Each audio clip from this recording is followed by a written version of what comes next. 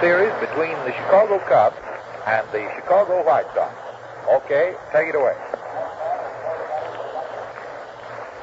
On behalf of George Watson, and myself, this is Fred Fowler bidding you all a good afternoon from Comiskey Park, the home of the White Sox in Chicago, to bring you the second game of the City Championship Series between the White Sox and the Cubs being played this afternoon in Comiskey Park. The game will not start for about 5 minutes, but we have time to tell you about the crowd in the stand and also to give you the lineups for the game to be played this afternoon. Looking up in the press box up here, we would say that there are approximately 15,000 to 18,000 fans in the stands, both in the upper decks and in the boxes below, and it's a bright, sunny day. The fielders' clubs are all out on the field down there, all ready for the players to go out, and they've already warmed up and have left the field with just the pitchers warming up down in the bullpen right now. So without more ado, we'll give you the lineup for the game to be played this afternoon. For the Cubs, who come to bat first, Galan is going to play center field. Cabaretta, third base. Herman, second base. Demery, right field. Hack, third base. Hartnett, catching. Jurgis, shortstop. And Lon Warnicki will do the pitching. For the White Sox, Radcliffe, left field. Rosenthal, center field. Haas, right field. Benora, first base. Appling, shortstop. Hayes, second base. Dyke, third base. Sewell, catching. And Monty Stratton, pitching. The field announcer is just giving the lineup that we have just given you, and the fans are continuing to pour in. In fact, there's a goodly crowd that's already coming in. As we look out over the diamond here, incidentally, the umpires are just coming in, the 4 umpires for this afternoon, and they are Stewart, Barr, McGowan, and Ormsby. Stewart is at first base, Barr is at third base, and Ormsby at the plate. And now taking out the balls and giving them to the catcher, or rather to the umpire Barr behind their umpire Ormsby behind the plate, filling his pockets with them. And incidentally, we're going to tell you that the grandstand is sprinkled with a goodly supply of overcoats this afternoon. You know, did we say something about football starting? That's right, it's football season right now. The baseball season is practically over with just the City Series to wind up the season. And the overcoats are coming more into prominence with mufflers showing up here and there. There's a very colorful crowd out in the stands this afternoon. There's a very mild, moderate, gentle wind blowing. In fact, I should say it was coming very gently from the west to southwest. West to southwest. Is that about right? Yeah, about southwest, George remarked. The breeze seems to be coming from the back of the box here, so it is blowing in a northeasterly direction, which will help if the ball gets above these stands in carrying it into that center field bleacher out there, which is about 440 feet. Yes, it's only been one ball ever hit in there. It'll have to be a little bit stronger wind than it is today to carry it really into it. Nonetheless, it is a perfect baseball day. It's one of those days that can be adapted to almost any sport, whether it's baseball, football, or whatever it happens to be.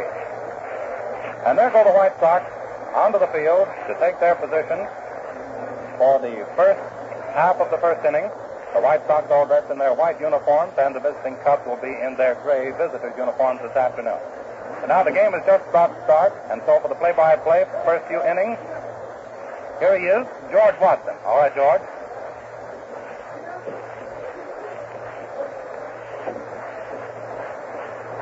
Good afternoon, ladies and gentlemen. We're underway with the second game in the City Series between the Sox and the Cubs. Yesterday, of course, you know, the White Sox came north to Wrigley Field and taught the Cubs a few lessons in baseball by the score of 5-1. Vernon Kennedy allowing only 4 hits in the entire ball game, which was a crackerjack ball game to watch. Radcliffe's home run was something to really get a kick out of. The boys romping home one after another. Our pitcher's warming up now. Monty Stratton pitching for the White Sox with Luke Sewell behind the plate, and the first man at bat is Augie Gallant. Monty Stratton, a tall stringer out there, taking the rosin bag, goes down his cab, getting the sign from Luke Sewell, and the ball game is about to begin. Take it. On behind him. Get in the signal and take on it. This man Galan. And here it is. The first pitch. And ball one.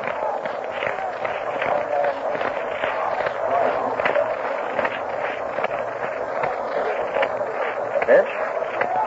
And I foul up into the upper deck just in front of us there and is missed completely by all concerned. Strike one. And ball one on Augie Galan. Stretch and the pitch. And the foul takes one into the midst of Luke Sewell for strike two. Strike two and ball one on the hitter.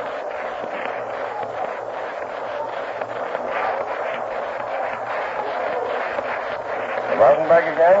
Marty Stratton, all right-hander. Pitching to Augie Galan, batting left-handed. And an underhand shoot which developed into a ball. So it's two strikes and ball two.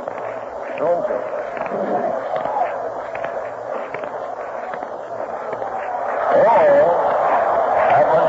That one cut the inside corner of the plate, and Augie Galan didn't like that. He just kind of stood there and watched it go by. So it's one out.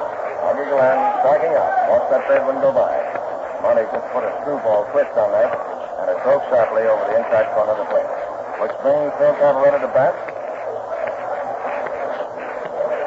And the pitch. And ball one. Ball one for Phil Cavaletta. Stretch. Cutting the inside corner of the plate for ball two. No out. Sorry, one out, rather. Sorry. Galan struck out. One out the first half of the first inning. And the pitch. A sharply hit ball down to the second baseman, and he is out. For the second out.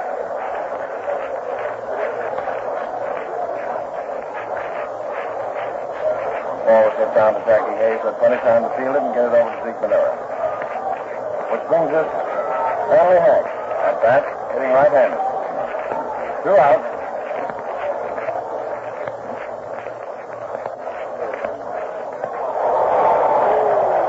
And he dusted him off that time.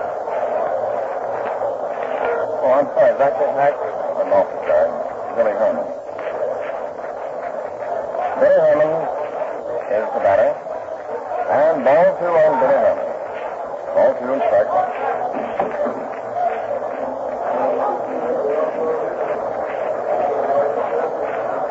Getting ready to pitch, the stretch. Another one of those underhanded curves. Broke sharply across the plate. Strike one. Ball two.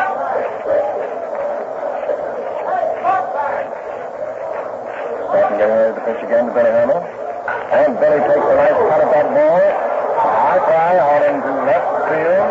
And is taken very nicely by Ripper Redcliffe for the third out. No hits, no runs, and no errors for the Cubs in their first half of the first inning in this second game between the White Sox and the Cubs.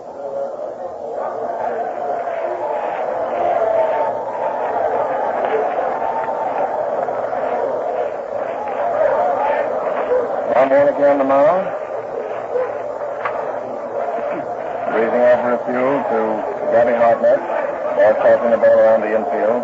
Cubs attired in their gray traveling uniforms today. And the White Sox down to bat. The first batter will be Ripper Redcliffe, the left fielder for the Sox. Along burn him down there like he usually does. Long, slow wind up, and then a snap, and away she comes.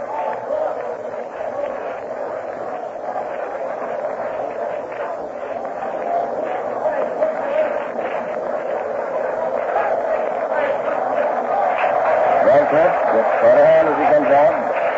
Naturally, the fans are pretty crazy about him, but what he did yesterday by knocking that ball out into the right field bleachers out of Wrigley Field.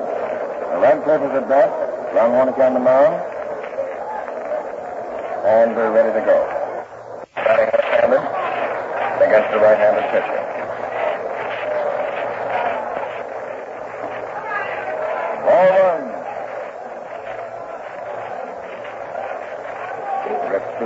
Get some of that good old dirt to rub on that bat.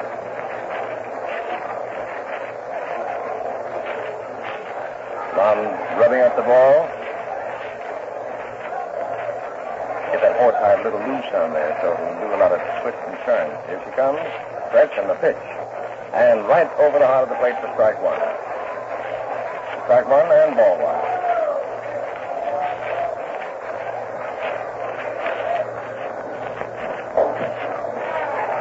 Ball two. Cuts way out in the outside corner. Ball two, strike one. Radcliffe's the hitter.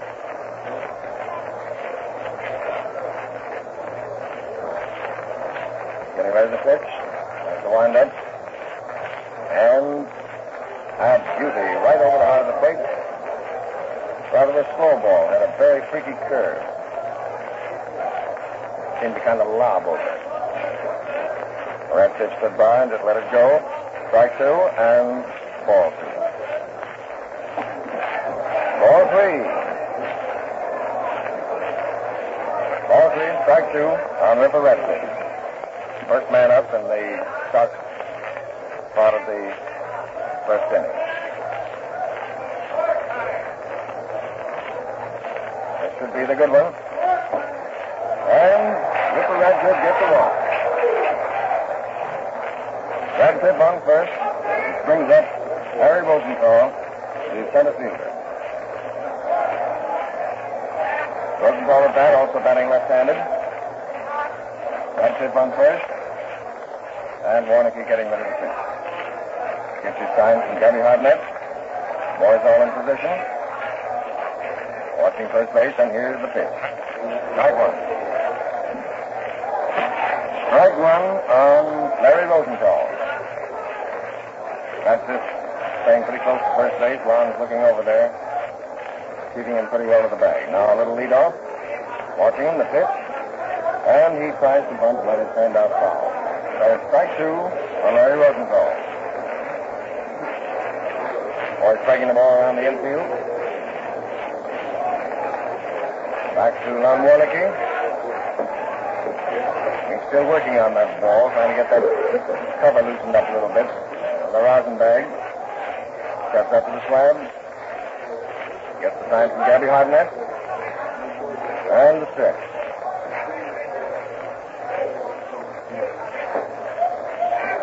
And that was ball one. Ball one and strike two on Rosenthal. Ripper Radcliffe on first base.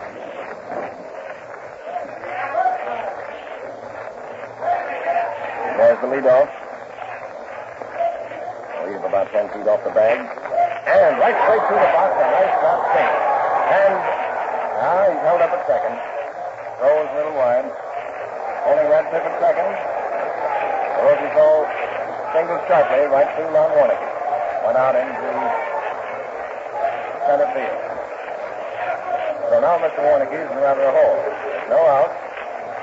The man on first and second, which brings up Zeke Ventura, or the New Horse. New Horse at bat. Man on first and second. Warnicki is in a hole now.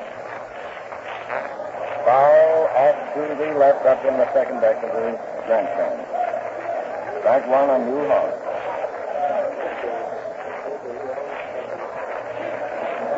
Strike one on New Horse. Man on first and second. And strike one on the batter. Warnicki watches first and second pretty close now before he tries to pitch. And there's the pitch. And ball one.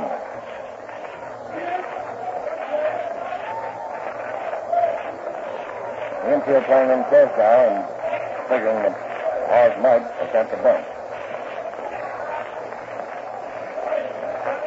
Ball one and strike one. Ball two outside. Pitch in this distance happens to be the second nice lead off first and second. Warnicki getting ready to pitch. And here it is. And he bunts right down to Warnicki. Warnicki throws to first. Over. Way over the third baseman's head. Another run coming in. And New Horse is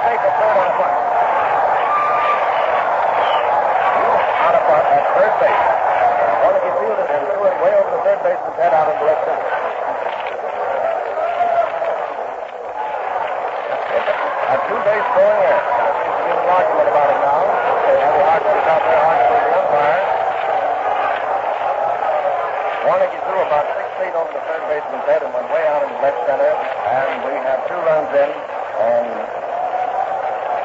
pause on third base. A two-base throwing error. 1-1. He laid that bunt down perfect. Warnicky could have fielded it, which he did, and then threw the third to try and catch the man coming in second, but whoop, over his head it went and clean out into the garden. There seems to be some dispute about it now. Gabby Hartnett's out there arguing with the umpires. But it was a beautiful play, and from where we sit up here in the booth, it looked as though it was safe. But that's up to the umpire to decide.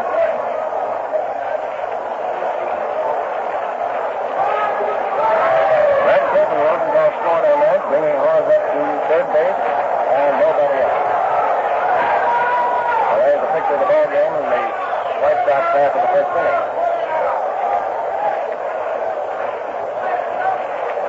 Gabby's still arguing down there, but I guess it's going to go. So the 2 runs in, no outs, and Hugh Hawes on third base by virtue of that bunt he laid down. Warnicky fielded and threw over the third baseman's head, which was a two-base throwing error. Zeke Benora is at bat. The right-handed hitter. Strike 1 and Zeke Benora.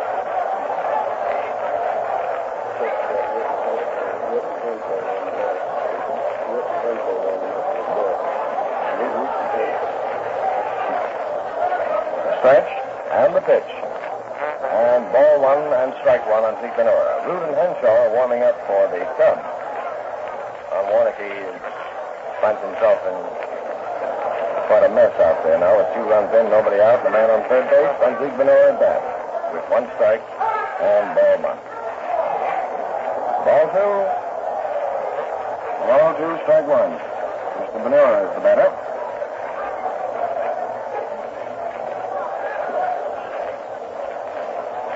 Warnicky getting his signal from Gabby Hartnett, a wind-up. And the pitch. And ball 3. Ball 3 on Zeke Benora with strike 1. Nobody out, the man on third, 2 runs in.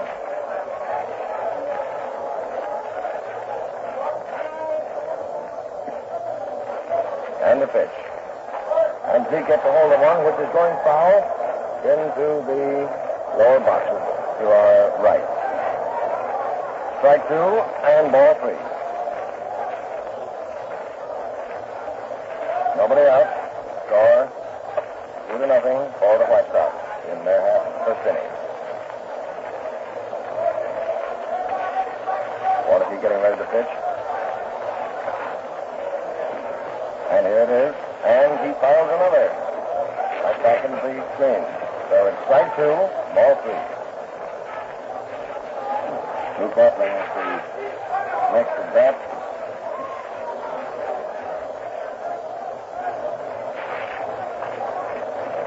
Cubs on the alert now, watching every movement of Ron Warnicky. And Luke fouls another over into the White Sox dugout. The count remains the same. 3 balls, 2 strikes. And Drew Hall's on third base.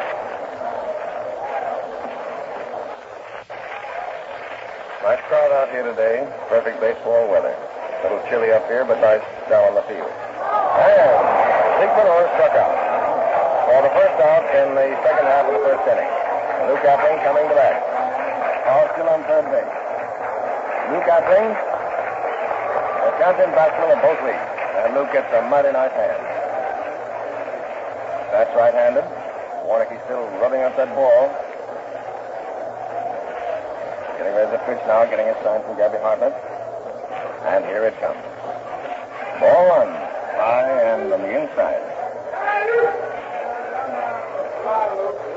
High and on the inside.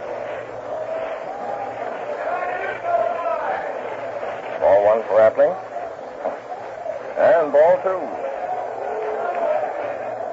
That broke sharply to the outside of the plate. about knee-high. Boys playing in close now. Warnock using the rosin bag quite frequently. And the pitch. And he... A sharply hit ball down to Billy Herman at second, and it developed into a two-bagger. That ball took a nasty hop. It turned right off of Billy Herman's... That ball would be called a hit. A ball that it looked like Billy could feel, but it took a sharp bounce off his shoe, and it's called a hit. And Lou Kaplan closed up at second base. The ball bounded high right out into the right field. And another run in, so it's 3-0 for the Sox. All scored in third base on that two-bagger. Which brings us to bat Jackie Hayes. One ball.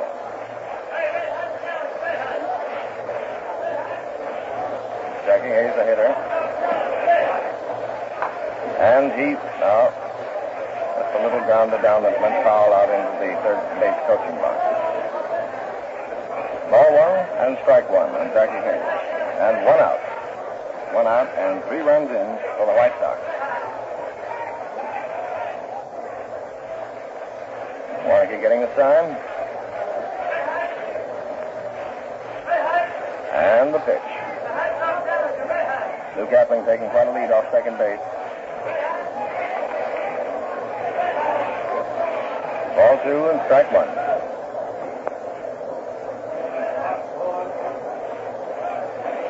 He stands up at the plate very much like Lou Kaplan, about the same stance. And strike 2. Ball had a funny hop. Jackie Hayes took a wild swing at it and missed it a mile. Ball 2, strike 2 on Jackie Hayes. Lou Kaplan on second base, 1 out. And the score 3-0 for the White Sox. Here's the pitch. Gabby Hartman's calling him for the umpire. He got that ball, his right hand went up. But it so happened it was ball 3. Ball 3 and strike 2 on Jackie Hayes. Kaplan taking quite a lead off second. And here is the pitch. Gets a hold of one. It's a high fly out into center field. He's got to run for it. Center fielder came in for that. Ogie Galland came in for it, but Billy Herman went back and took it just about midway between the second base and the center field bleachers. So it's 2 outs. Jackie Hayes flied out to Billy Herman, and manager Jimmy Dykes is at bat. Score 3-0 for the White Sox. And 2 outs. Lou Kaplan still on second base. Jimmy Dykes at bat. Strike 1 on Jimmy. Right over the heart of the plate, about letter high.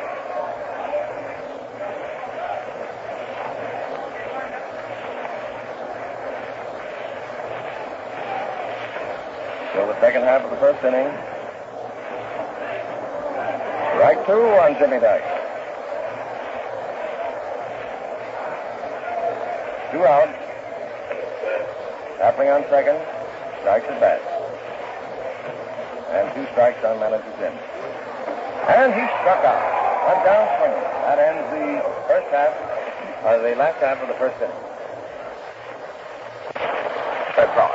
Ladies and gentlemen, there's some half, 2 hits and 1 man left on base. And now, ladies and gentlemen, yesterday afternoon, we didn't have us, but this afternoon, it is our pleasure to bring to you that ace, that dean of sports announcers, the man amongst men, that outstanding man. Here he is, in the flesh himself, Hal Totten. Hey, can I get my head in this booth after all of that? That's all I want to know. Whoa, man. Hey, George, what kind of a system do you use down here? Oh, just, you know. You're terrific. This is another, George. This is White Sox. Gee, White Sox. Oh, that's yours. I see. That's the smaller system. Well, I see I've got a lot of competition. How things go yesterday here? I thought I was going to have a vacation. Here I am back at work again. No golf. Well, anyway, it's worth looking at, no matter what way you look at it. And going into the second inning, the Cubs are at bat. The White Sox leading 3-0, and we're bearing down with, let's see, who's at bat. Frank Demery, the first man up there, and Stratton starts to wind up the pitch. The first one throws, and it's a fastball inside across the weight for ball one. One ball called. That's just Watson sitting down in his usual quiet manner. And there's ball two. It's a fast one inside, in which Demery had to twist away from it to keep from getting hit. Sewell picks it up, looks it over, and calls for another one, which umpire Ormsby tosses him, immediately throwing the other ball out of play. And Sewell stands there, rubs the old shine off, throws the ball back out to the pitcher. Stratton has it and also does a little rubbing up on his own hook back of the mound. It's 2-0, 2 balls and no strikes on Demery. First man bat for the Cubs in the first half of the second. And there's strike one, a beauty down the middle across the letter. Strike, let it go by without offering at it. And the count is 2 balls and 1 strike. 2-1.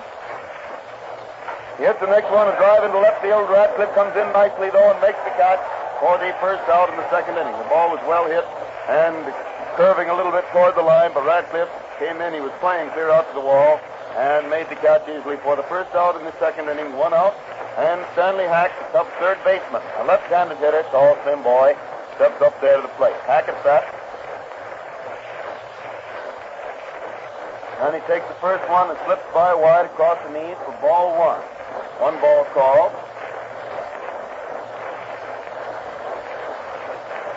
Throws again, and there's a ball inside and low. The count is 2-0. 2 balls and no strike. Stratton goes back, uses the rosin bag, steps on the slab once more. Winds up and pitches a high ball outside for ball 3. And it's 3-0 on Hack. 3 balls and no strike. 3-0 the count with the pitcher waiting out there again. Stands there with his back to the plate, rubbing up the ball. And then turns around, walks slowly onto the mound once more. Has the sign, winds up, and pitches, and the hitter gets ball 4. It's over the plate, but too low. And Hack gets a base on ball to puts him on first base with 1 out in the second inning for the Cubs. And Gabby Hartnett, Cub catcher, gets a hand from the Cub fans and a big boo from the Sox fans as he steps up there. Gabby was protesting before on the air by Warnicki, claiming only 1 run should have come in when the ball that was thrown by Warnicki went into the canvas down the left field line. And the Sox fans, of course, didn't like that at all and are telling him in no mean language every time he moves around, which is the old city rivalry, boys, the way it should be on both sides of the field. Stratton throws the first one to Gabby, who takes it for a ball. It's over the plate, but too low. 1 ball called. Johnny Corden coaching down at first base, making all sorts of wild gestures to indicate that he thinks Gabby ought to get a hold of one. Stratton throws again, and Leo twists away to take ball 2. It's inside, drops out of Sewell's glove. And Luke picks it up, throws it back to the pitcher. Hayes dashed over to cover second, but Hack held first as the ball dropped practically out to catch his feet.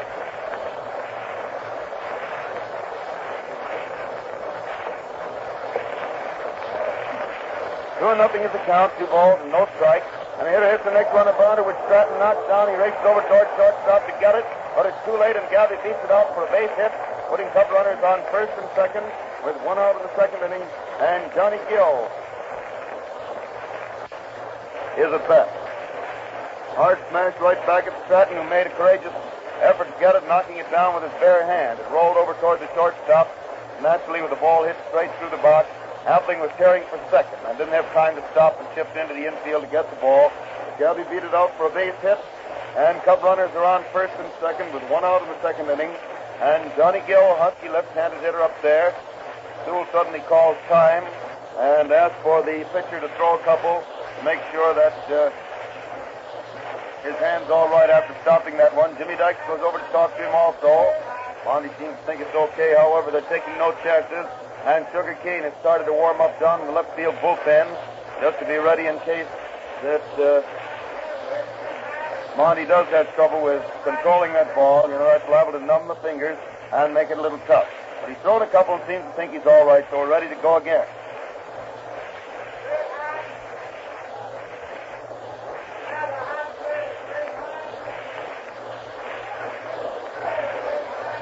Monty's all set now. Pitch throws, and Johnny fouls the ball down past first base. Karam's against the stand, bounds out toward the left field line. Wally Stevenson warming up French in the right field bullpen for the Cubs. runs in to get the ball. Umpire Stewart takes it and throws it all the way into the screen. Now Stratton swings around. He's ready once more. Throws, and Gill lines the ball into right field for a base hit. Hobbs is coming in on it. The runner from second is scoring. The runner from first, Gabby, who isn't very fast on his feet, stops at second. Single to right by Gill. Driving in Hack to make the score 3-1 in favor of the White Sox. And leaves Cub runners on first and second with one out, one run home in the second inning. And Bill Jurgis at bat. Jurgis, the shortstop, at the plate.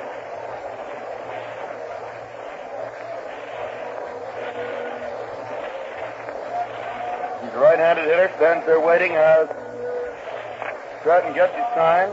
And the hitter hits the ball, a slow bounder back to Hayes, who scoops it up, flips it to Appling. He throws to first, and it's a double play, a good fast double play. Hayes to Appling to Ventura for the second and third outs in the first half of the second inning, ending the inning with 1 run, 2 hits, and 1 man left on base for the Cubs. And the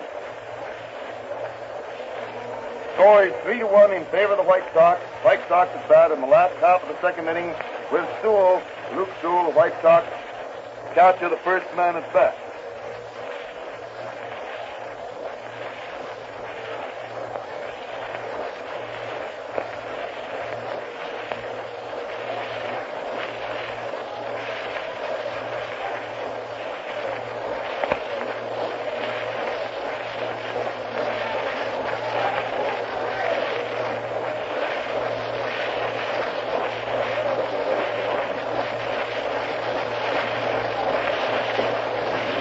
First man at bat in the third inning for the Cubs, or rather second inning for the Sox. Wait a minute, I'm going to keep them at bat. That wouldn't be so hot. Here we go in the second inning. I'll get this score, but say, it's sort of funny to see either Chicago team hitting first in an inning. Here's Luke Sewell at bat to start the last half of the second. He hits the first pitch, a high fly in short center field. Billy Herman racing back, finally calls for the ball and grabs it.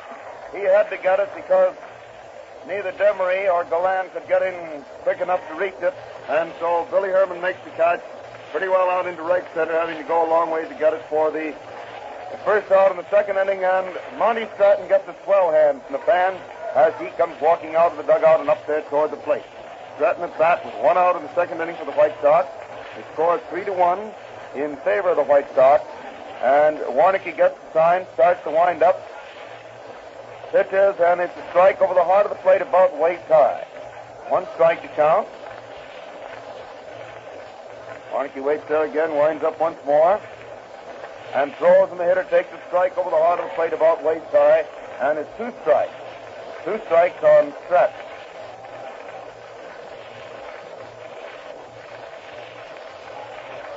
Again, the pitcher throws, and it's ball 1. It's over the plate for 2 low. The count is 1 ball and 2 strikes on Monty.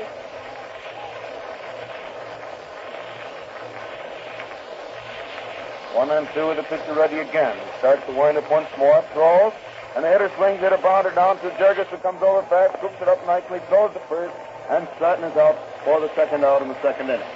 From the second inning for the White, and Riffrath, leadoff man and left fielder, steps up there to the plate, Radcliffe at bat.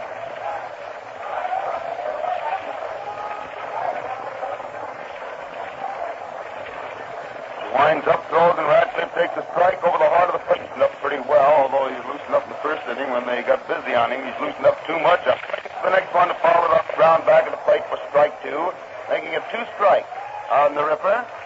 2 strikes on Radcliffe. 2 out in the second inning for the Sox. They're leading the Cubs 3-1. Out in the second inning for the Cubs.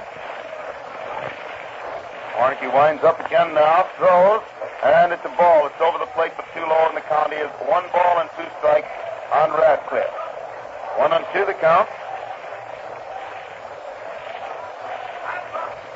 1 and 2. Pitcher ready once more. He's winding up. Throwing, hit a ball out to right center to make the catch for the third out. 3 out. The ball was mighty well hit, and Demery had to race back toward right center out in front of the scoreboard. He got that ball, although still within about 20 or 25 feet of the scoreboard. So it's no runs, no hits in the second inning, and at the end of the second inning, the White Sox are leading the Cubs by a score of 3-1. Well, Fred, you've got something to say here? I have Hal. This baseball presentation featuring Hal Cotton is coming to you as a presentation of the Voice of Labor. WCFL, Chicago. All right, Hal, it's yours. Well, all right, I got it. In fact, I had it all the time. I was right over your shoulder.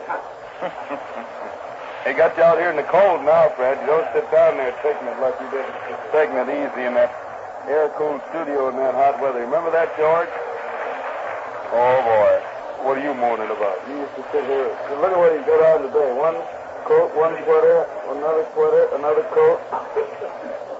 And I can remember when he used to sit here and once in a while even peel off that sock shirt. Here we go. Warnick gets out in the third inning. He got a nice hand as he came up there. Pitcher winds up, throws, and Lon swings hit a ball down to Dykes back at third base. Jim gets it, arches the ball across the diamond, and Warnick is out for the first out in the third inning. One out in the third inning for the Cubs. And Augie Gallan, the Cubs center fielder, steps up there. The leadoff man is bat.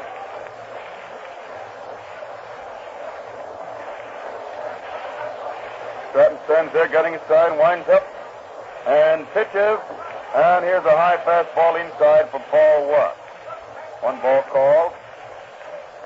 Sewell suddenly walks out into the infield with the ball this time before throwing it back to Stratton. Comes back behind the plate again. And Monty steps on the slab once more. Starts to wind up again and pitches. The hitter takes ball two. It's a curveball down by the knees. And the count is 2-0 on Augie. 2 balls and no strikes. Cubs in the last 2 innings have shown an inclination to wake this pitcher out. And there's a strike curving towards the hitter. Stayed over the inside corner a little above the knees to run the count 2-1. 2 balls and 1 strike on Gallan. Augie flips the dirt aside, then steps up to the plate. Starts to wind up, throws, and he leans back to take ball 3 inside across the shoulders. So it's 3 balls and 1 strike on Gallan. Augie batting left-handed as he always does against right-handed pitching. Waits. Stratton winds up, throws, and the hitter swings it a high fly to right field. Haas jogs in easily. He's waiting for it. Has it, and it's 2 out in the third inning. 2 out in the third inning for the Cubs. And Phil Cavaretta, the Cubs first baseman, left-handed hitter also, steps up there to the plate. Cavaretta bats. Stratton on the slab. Getting his side, starts his wind-up, and throws, and the hitter swings it a high fly out into short center field. Rosenthal coming in fast, Appling going out there, and Luke makes the catch nicely. Oh, he was going and still had his back to the infield as he caught that ball dropping out in front of him over his shoulder to make a nice play for the third out. And it's no runs, no hits in the third inning for the Cubs. The score remaining 3-1 in favor of the White Sox. Sox at bat in the last half of the third inning. The first White Sox hitter, Larry Rosenthal, who seems to be the big shot in the attack for the Sox so far, although Appling is also keeping up with him in the hit department. Each one has made 3 hits in the 2 games. Let's take a look to make sure. Yesterday, Rosenthal had 2 hits and 4 times at bat. Now Appling had 1 hit and 2 times at bat. He had the 2 walks. I knew their percentage was the same. So Rosenthal now has 3 hits in the series, and Appling 2, as far as the White Sox are concerned. Oh, Lucius Luke showing it's no luck that he was up there leading both leagues in hitting. Last top of the third inning, Rosenthal up there at the plate. Husky left-handed hitter, who, from all prospects, should be one of the real rookies of the year next summer when he gets the first full season. He hits the first pitch, the fly to left field. Gill is going back, grabs for the ball, and makes a great backhanded catch of it. The only trouble was he wouldn't have had to make a great backhanded catch of it if he judged it right in the first place. Johnny went a racing way back there to the wall, but he was running almost in the wrong direction. And finally, at the last minute, he veered over toward the foul line and made a one-handed, backhanded stab of that long drive and held onto it for the first out in the third inning. And now Haas at bat swings the first pitch to foul it up into the second deck and a bounce clear back out into the field. And it's 1 strike on Haas. 1 strike to count. He winds up again, throws, And Mule swings and fouls the ball off the end of the bat. It just missed Venura. Dashed over and hit the stand to the left of the plate and rolled back out in the field. Zeke gets it, throws it over to the fat boy who decides it should go into the screen, not the bench. Rolls it over to the announcer down there. So it's two strikes on Hart. With the pitcher waiting there again, he winds up and throws, and Mule takes a wide one low for ball. And the count is 1 ball and 2 strikes on Hart. Warnke gets the ball back from Hartnett. Stands there getting his sign. He's winding up and throws, and the hitter swings the high fly out into left field. The left fielder Gill starts in on that, then changes his mind, backs up a little, and has that one easily for the second out.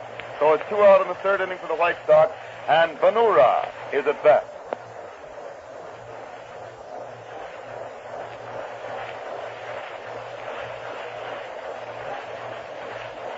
Zeke Venura up there with 2 out in the third inning for the White Sox.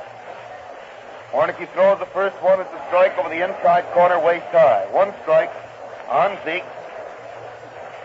1 strike is the count. Pitch waiting out there again. Stands there getting his sign. He winds up once more and throws, and the hitter swings and misses a fastball for strike 2. That makes it 2 strikes on Venura. 2 outs for the Sox in the third inning. White Sox leading the Cubs 3-1.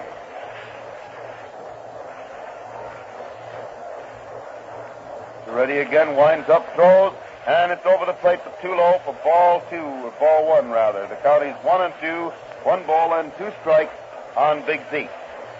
1-2 the count. Warnke waiting for the sign, has it, winds up again.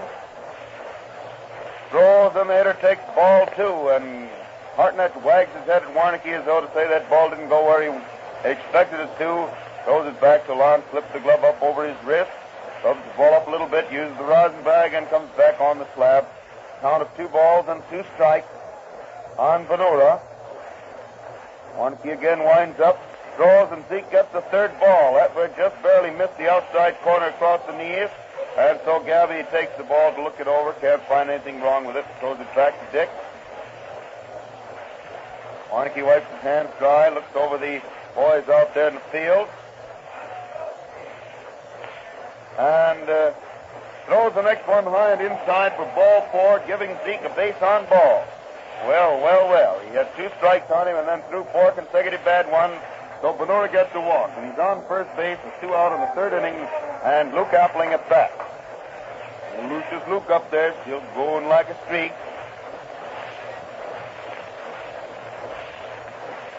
Warnke seems to have a sign. He's ready to pitch and throws, and it's inside and low for ball 1. 1 ball called. 5 consecutive bad ones that Warnke's thrown out there. 4 after getting 2 strikes on Venura to walk Zeke. And now 1 on Appling. So it's 1 ball called with a pitcher waiting there again. Justice Cap swings around as he gets the sign. There's a stretch to first base.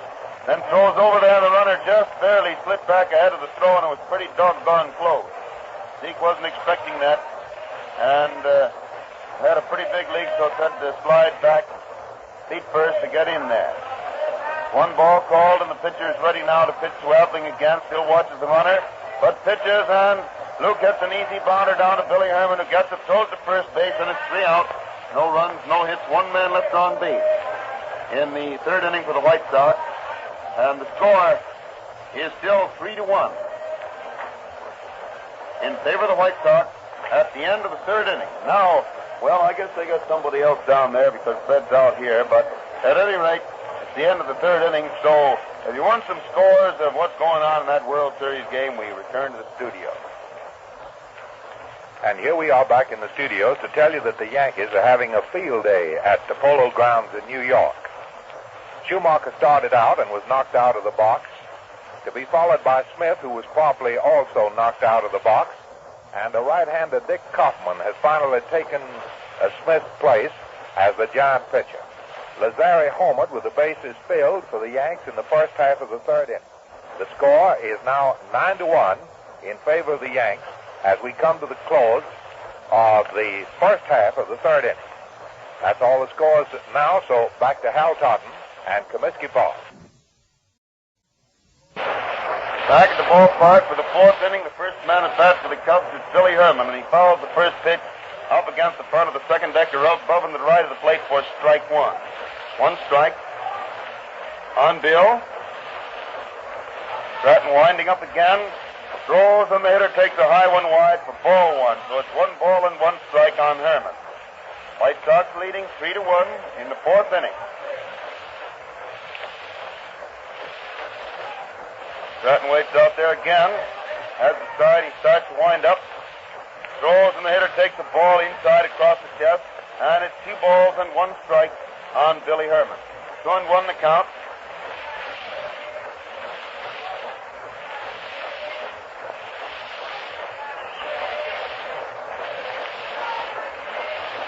Two and 1 is the count, and the hitter swings again to miss a high pass ball inside for strike 2. And it's 2 balls and 2 strikes on Billy Herman.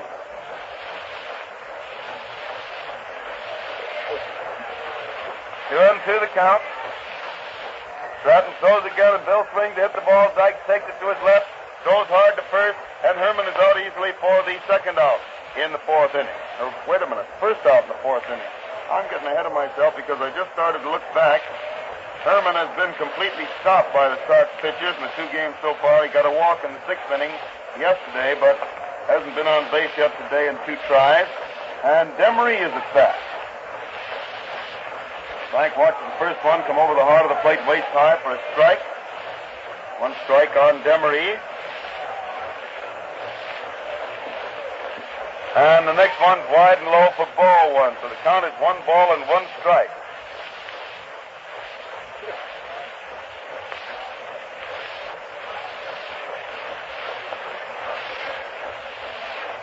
One and 1 the count. The hitter fouls this next one into the second deck down in front of us, a little to our right. And it's 1 ball and 2 strikes. 1 and 2 on Demery. Stratton throws once more. Frank gets another ball high and wide, making it 2 balls and 2 strikes. 2-2 the count. Monty goes back to use the rosin bag this trip, then comes back onto the rubber once more. And they're getting it signed. Starts to wind up. And pitches, and the hitter swings to high foul, going into the stands back at first base. Minora comes over in his, what pose is that? Number 7, that one with his hand in the air as he comes over there. But anyway, he was shading his eyes from the sun, and ball landed pretty well back in the seats out of his reach. It's still 2 balls and 2 strikes. 2-2 on Frank. And he hits the next for another foul into the stand to the right of the plate. Misses the second deck, goes into the lower. 2 balls and 2 strikes. 2-2 the count.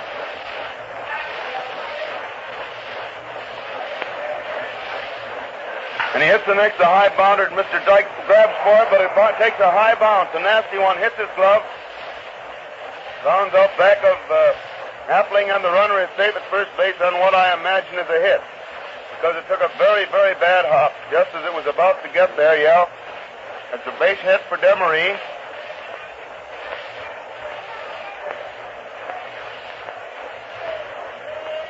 Puts Frank on first base with 1 out in the fourth inning. And Stanley Hackett bats. Stratton gets ready to pitch the first one, throws, and Stan hits the ball hard out into left center. Rosenthal dashes over there and makes a very, very nice running catch and throws the ball into second base to chase the runner back to first. For some reason or other, they didn't have Hack figured just right there, I'm afraid, because Rosenthal was playing in dead center field instead of left center where they usually play Stan. And as a result, he had to do a lot of running to get to that ball and make a sensational catch, but Hack hit the ball right in his usual groove. And now Hartnett takes the first pitch high and inside for ball 1. 1 ball called. Emery on first base, 2 out in the fourth inning. 1 ball called on Hartnett. 2 looks the ball over, throws it back out to Stratton.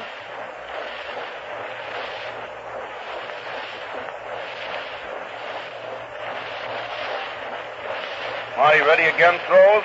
Gabby hits the ball on the line, and Appling leaps into the air to make a one-handed catch, and it's 3 out. Luke Appling leaps high into the air to make a one-handed stab. Got what looked like a sure line drive that time, And the White Sox defense again is pulling this club along because Mr. Stratton has not been especially a better pitcher than Warnke, but he's had much the better support, particularly in the case of Warnke himself. So it's no runs, 1 hit, 1 man left on base. In the 4th inning for the Cubs, score is still 3-1 in favor of the White Sox. Sox have batted in the last half of the 4th with Jackie Hayes, the first man up.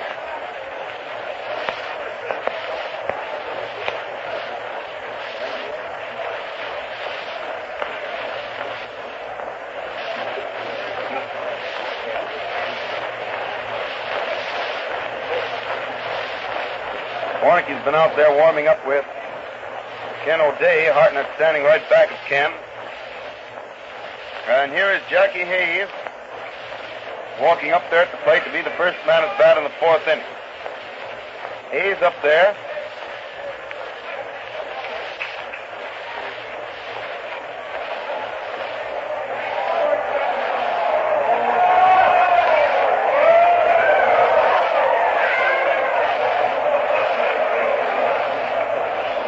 Now the pitcher winds up, throws the first one, and Hayes takes it inside and low for ball 1.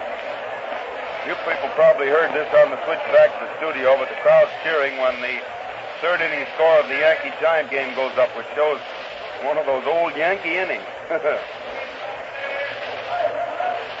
And here's a wide one low for ball 2, and the count is 2-0 on Jackie Hayes. First man at bat in the 4th inning for the White Sox.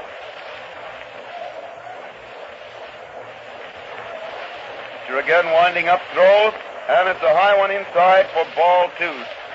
Rather over the inside corner across the chest for strike 1. Out and look at the plate, not out that scoreboard. That isn't going to help any.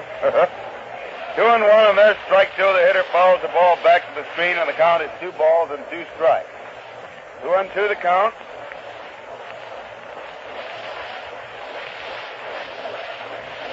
Two and two with the pitcher ready once more.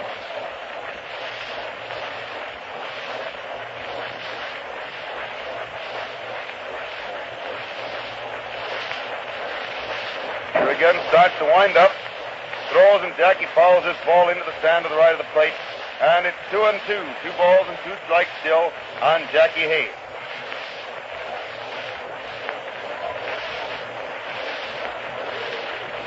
Ernie? Well, City Series Ernie's here. How you doing, Ernie? Coffee looks all right. 2-2 is the count, and Hayes swings to the next, hit a high foul to the right of the plate. Cavaretta's coming in from first base and makes the catch just about halfway between first base and the bench, and then he threw the ball to Hartnett, who threw it back clear past him, and it goes on down the right field line where one of the boys from the bench gets it and throws it on in. And Jimmy Dyke steps up there to the plate.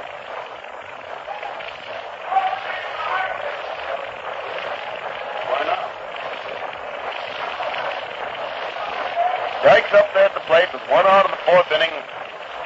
Warnke starts to wind up, throws, and Jim swings, hit a high bounder. Jurgis backs up and goes to his right a little, takes the ball, throws to first. Everett made a swell stretch into the infield. He got that ball just off the ground and way into the infield, but Dykes is out for the 2nd out. That makes it 2 out of the 4th inning for the Sox, and Luke Sewell is at bat. Sewell up there at the plate. But 2 out of the 4th inning for the White Sox. So the first one, Luke takes a good strike over the heart of the plate about waist high. 1 strike on Sewell. Warnke again starts to wind up. Throws, and the hitter takes strike 2. Luke doesn't like that and slaps the bat on the ground a second and turns his back on the umpire. Oh, just barely knee-high. It seemed to be over the heart of the plate. Luke must have thought it was a little bit low. So it's 2 strikes on Sewell with the pitcher winding up again. He throws, and the hitter takes a ball. It's over the plate, but this time it was too low, and the count is 1 ball and 2 strikes on Luke.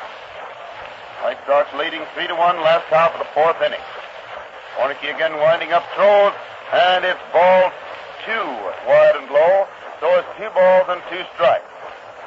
2-2 on Luke.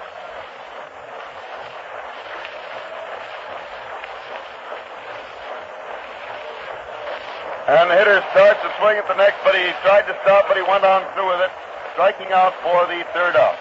Tried to stop that swing, but the ball was the bat had started around too hard, and he couldn't pull up on it. And so he strikes out for the third out in the fourth inning. No runs, no hits in the fourth inning for the Sox. And the score is still 3-1 in favor of the White Sox. Cubs coming to bat in the first half of the fifth inning with Johnny Gill, the first man up.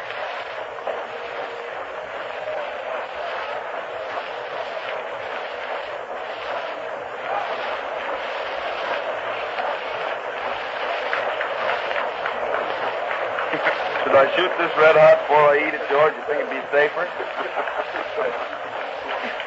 I don't know. It doesn't seem to be particularly live. It's going to taste pretty good, I'll guarantee that. I wonder how I sound when I talk a mouthful.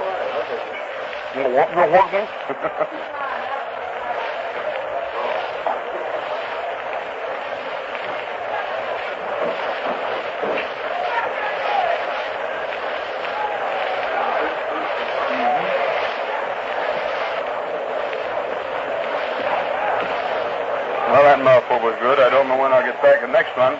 I'm working here. Yeah.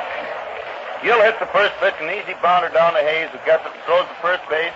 And Johnny is out for the first out in the fifth inning, bringing Bill Jurgis to bat.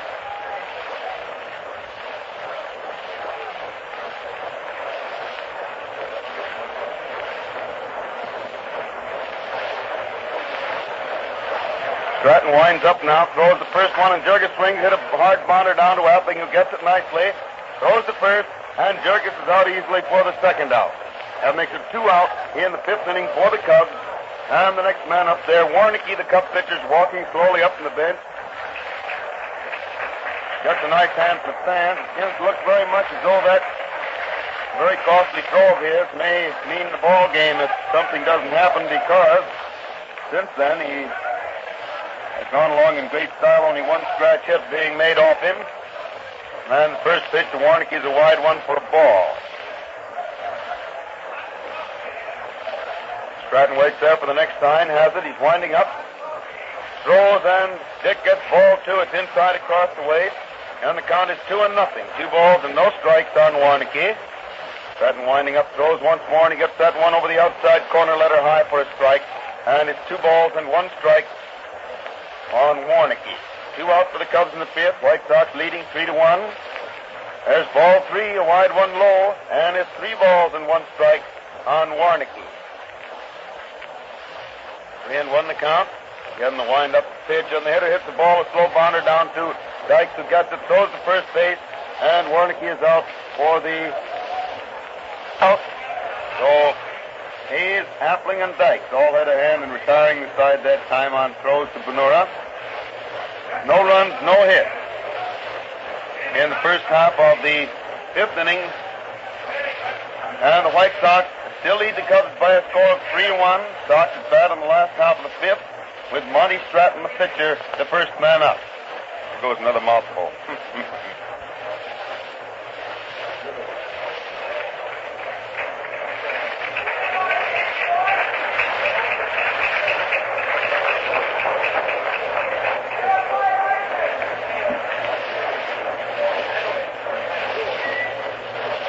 The way this kid's been pitching since he got back in that lineup, after all the operations and things, begins to look more and more as though the illness that caused him all that stay in the hospital and the long layoff to recover his strength and get back in shape may have cost the White Sox not only second place, but possibly more, because he certainly has been a great pitcher since he got back in there as he was before he was taken ill. Stratton at bat, Warnicki's first pitch is a strike over the heart of the plate, waist high. 1 strike on Stratton. And Warnicki winds up, throws again. Monty swings and hits the ball hard. And Herman makes a great backhanded stop back at second base to get the ball, throws to first. Cavaretta drops it, and the runner is safe. Herman made a wonderful stop back at second base. A great backhanded stop through to first. The throw is out there. There's an error charged, but they haven't told us yet who is charged with it, whether Cavaretta for dropping the ball or Herman on the throw. The error is charged to Cabaretta for dropping the ball. It was a marvelous play by Herman, but Bill dropped the ball.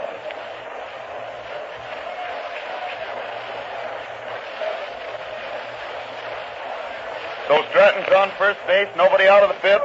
Radcliffe hits the bounder down to Jurgis, who gets it, flips it to Billy Herman. He was ready to throw to first, but the ball had been hit so slowly that Radcliffe was practically at first base, and Bill held the ball, letting Radcliffe reach first without a throw. He didn't have a chance of getting his man.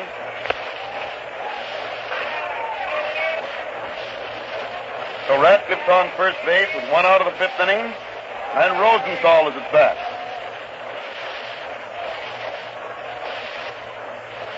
Warnke watches first base, throws, and the hitter takes the curveball wide and low for ball one.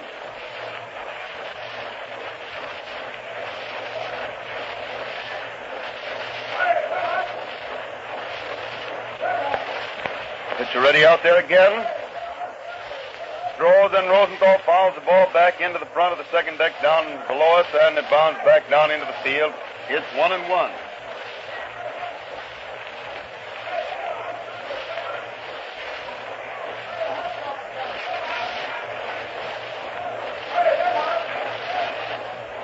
One is the count now on Rosenthal, left-handed hitter. Warnke waits there again for the sign. Swings around as he gets it. And pitches, and the hitter swings it a long foul way down the left field line, back underneath the second deck, and it's 1 ball and 2 strikes.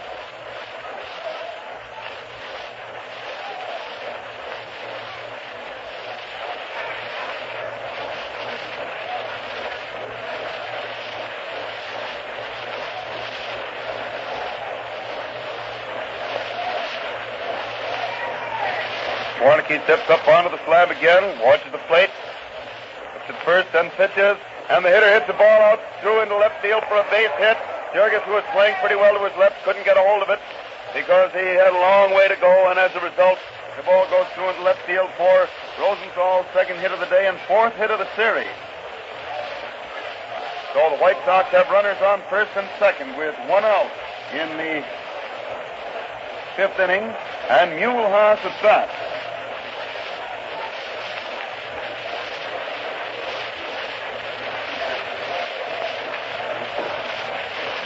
Warnke ready now. Back at second base and throws, and Haas takes a wide one and was curving toward the plate, but didn't curve soon enough. And it's ball 1. 1 ball called. Warnke throws again for ball 2. It's wide and low, and the count is 2-0 on Haas. 2 balls and no strikes. White Sox runners on first and second, 1 out in the White Sox are leading the Cubs by a score of 3-1.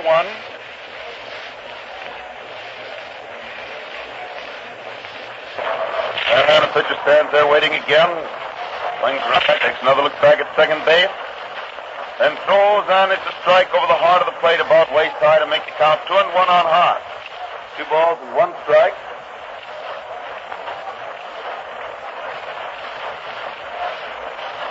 Few balls and 1 strike. The pitcher waiting again. Warnke has the sign, steps on the slab. Back at second, and throws, and the hitter swings, hit a foul. It's just up onto the roof of the stand above third base. Almost hit the front of the roof, but just eased up over it. And it's 2-2. 2 balls and 2 strikes on Haas.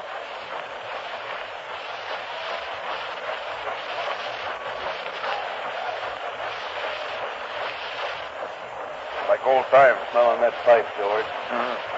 I find I can still stand it. I don't know. 2-2 is the count, but you throws again, and the hitter swings to foul the ball back to the screen.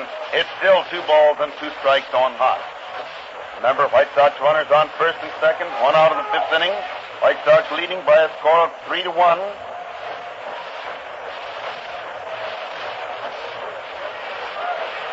Warnke uses the rosin bag again, ups up the ball,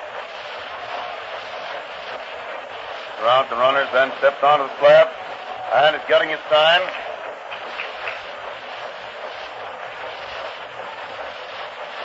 And pitches, and the hitter hits the ball hard toward left field. Jurgis comes up with it nicely, throws to second. Herman's throw to first, completes a double play, although Cabaretta had to make a sensational reaching catch away out to the right. a very fast and long double play. One of those plays that had to be made lightning fast or had been too late. And Cavaretta redeemed himself that time after having let the first man get the base by dropping a throw. He made a very fine play to reach way out to the right and get Herman's hasty throw to first to complete that one. So it's no run, one hit, one error, and one man left on base in the last half of the fifth inning, and the score is still 3-1 in favor of the White Sox at the end of the fifth inning. Now I think, Fred, you got a little message to say again, huh? Yes, I have, Hal Totten. You know, you've been saying that things were coming across the letters all afternoon, so supposing we say a few letters like this is the voice of labor. WCFL, Chicago. Oh, I guess I see what you got to do. Be a studio announcer. You got to be able to come up with things like that. Quickies, huh? Oh. I get it. Should have taken longer, though, Fred. I'm still chewing. Here we go in the sixth inning. Galan at bat started off with the Cubs. And the first pitch is too low. It's ball one. One ball on Galan. White Sox leading 3-1.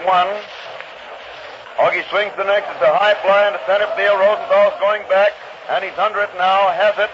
It's one out in the sixth inning. One out of the sixth inning for the Cubs. And Cavaretta is at bat. Bill Cavaretta up there at the plate.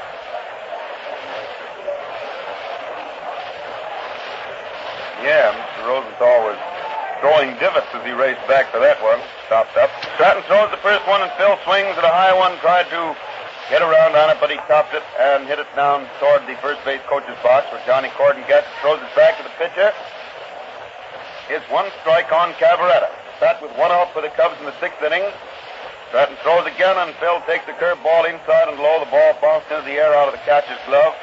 Landed out in front of the plate.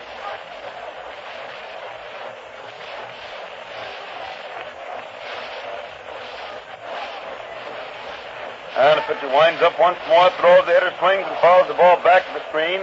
And it's 1-2, 1 ball and 2 strikes.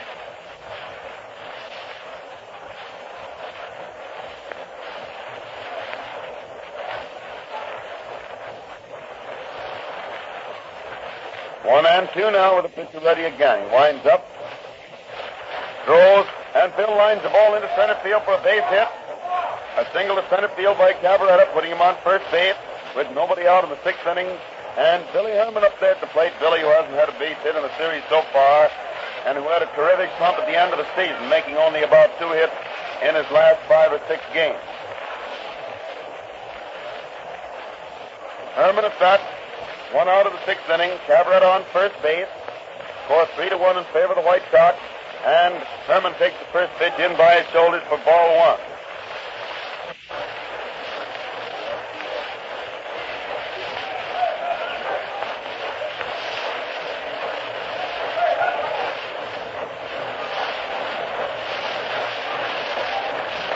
One ball call. It's ready again. Throws for a strike. A beauty over the heart of the plate. Just about let her high, and the hitter let it go by. So it's 1-1.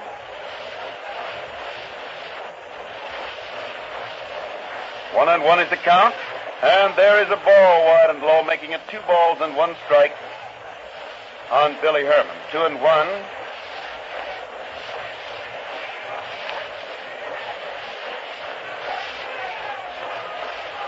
Once again, the pitch is ready.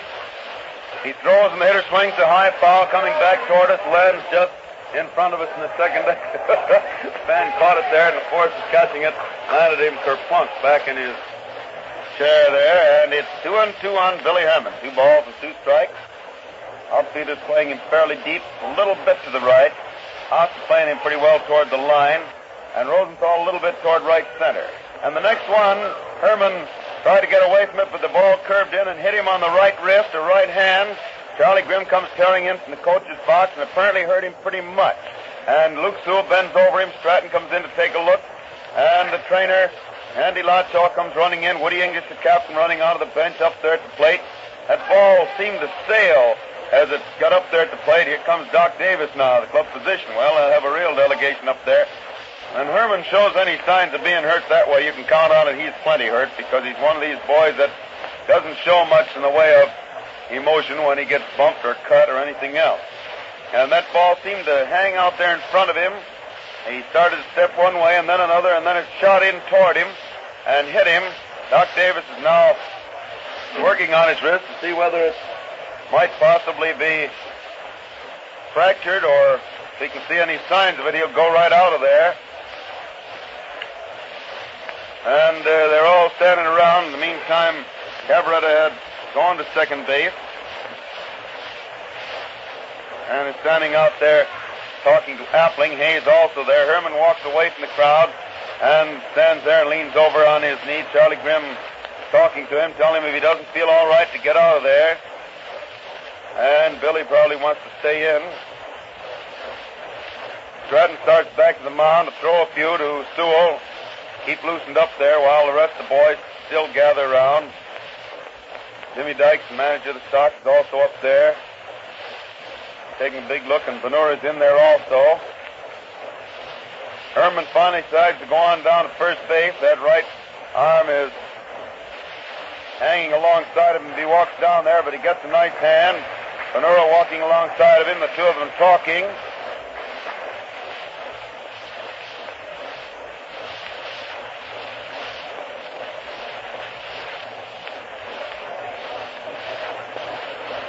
Well, he finally reaches first base.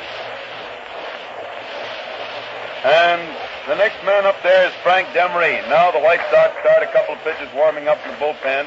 Kane and the inevitable Mr. Brown warming up out there. And here is Demery at bat. Cub runners on first and second, one out in the sixth inning.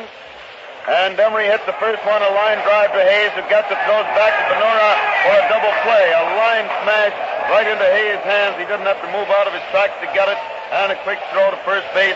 Doubles Herman and ends the threat just like that. Bang, without any delay at all. It's no runs, one hit, one man left on base in the first half of the sixth inning. And the score is still 3-1 in favor of the White Sox. White Sox is bat in the last half of the sixth with Benura the first man up there. Benura the first man at bat. That ball was really tagged. That's the kind of a ball that all the New York writers cry about every time DiMaggio hits one and it gets caught. Always a foot to the right or a foot to the left, and it would have been a two-base hit. The trouble is, a foot to the right or a foot to the left doesn't mean a thing if you hit it right at somebody. Woody English is going in to play second base now, and Billy Herman tried to throw a ball, couldn't control it, and is walking off. English is playing second base. That injury was just too much for Billy. And Herman gets a hand as he walks off the field.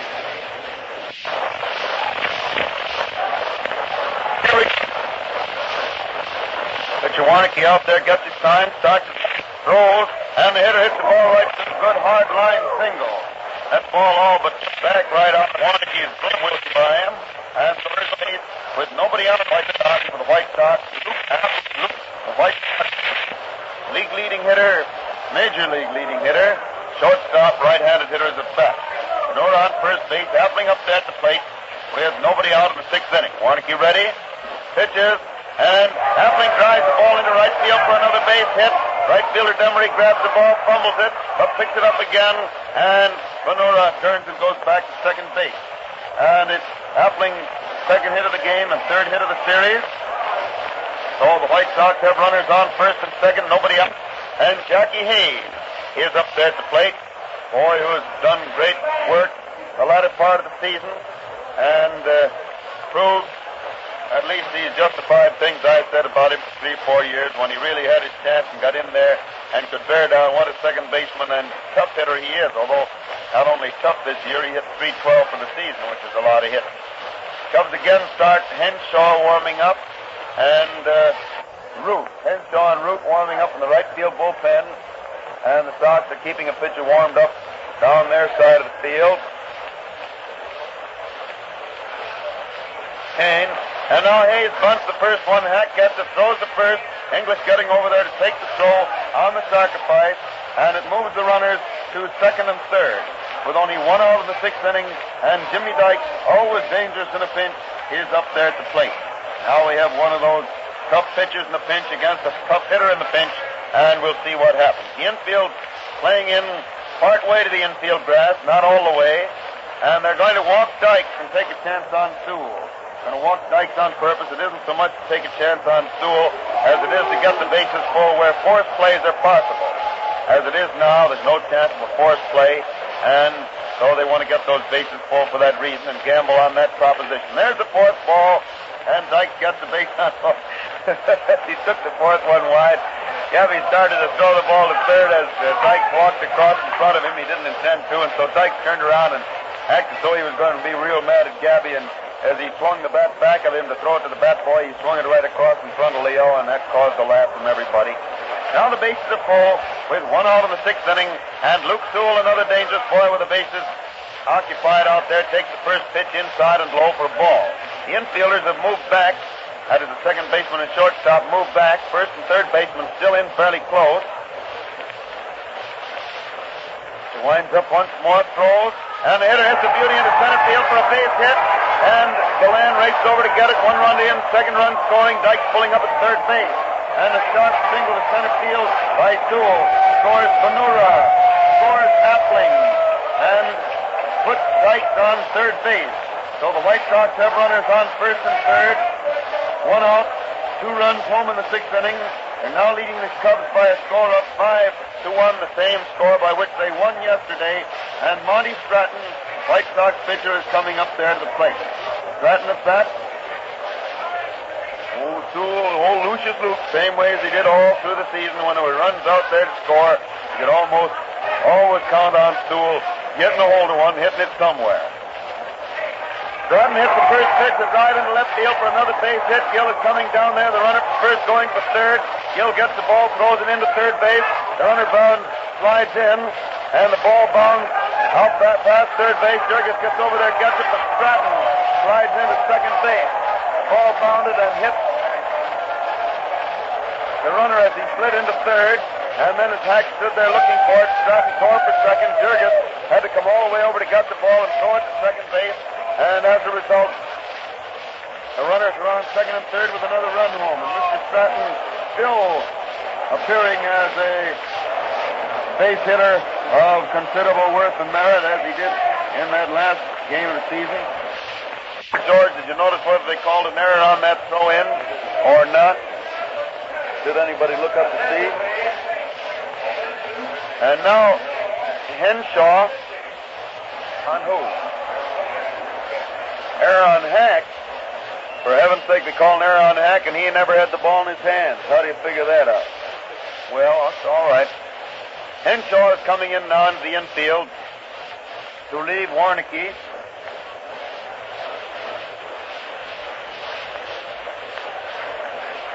And Lon turns and starts over to the dugout.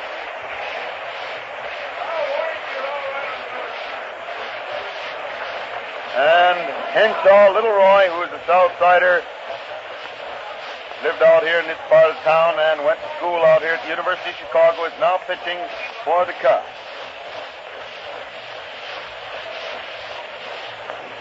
White Sox have 3 runs home, 1 out, still have runners on second and third.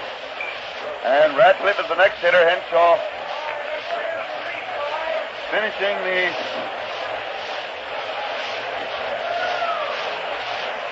warm-up. Faces Ratcliffe now. Ratcliffe up there. Henshaw starts to wind up, throws, and it's a bad ball, wide and low for ball 1.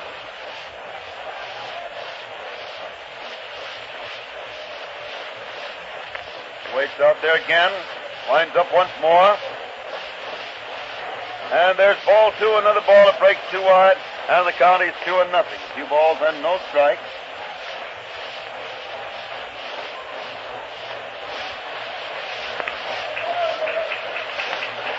Roy waiting there for the next sign. Has it, he winds up and pitches for ball 3, another ball that curves altogether 2 wide and low, and it's 3-0. Now, in addition to the fact Root has stopped warming up and Bryant is warming up for the Cubs.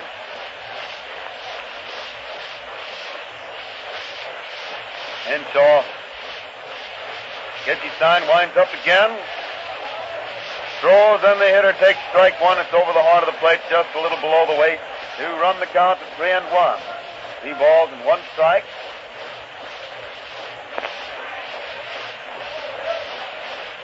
And ball 4 comes by wide and low. Ratcliffe gets the base on balls, and the bases are full.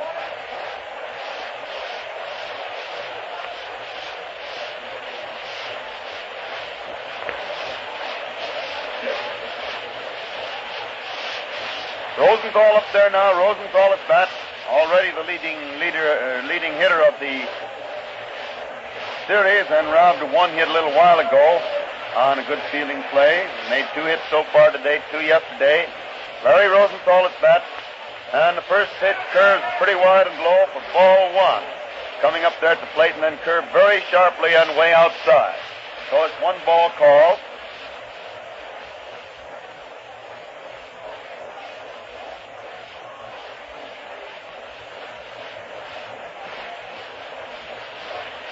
Henshaw waits out there again, gets the sign, winds up, throws for a strike over the inside corner waist high to make the count 1 ball and 1 strike on Rosenthal. 1-1 the count.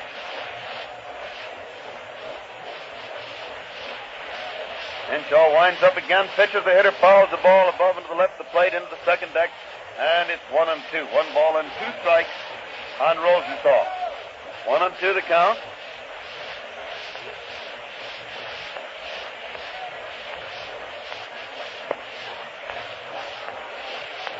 Waiting out there again, takes quite a while. Finally starts to wind up. Throws, and Larry swings, hit a ball hard down to Cabrera, who grabs for it, and it bounds away from him and gets back to English, who throws to first to get the runner, but the runner is safe. Cabrera, after fumbling the ball, started after it, but English waved him back to first, and by the time he got back there,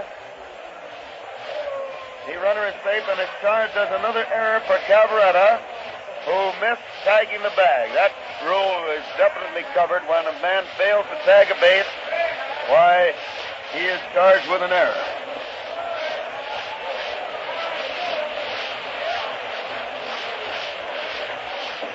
And now here is Mule Haas at bat. Haas up there at the plate. Pitch for a ball wide, base is still full. Winds up again, throws, and it's a wide one low for ball 2, and Hartnett turns around, speaks a little piece about that one.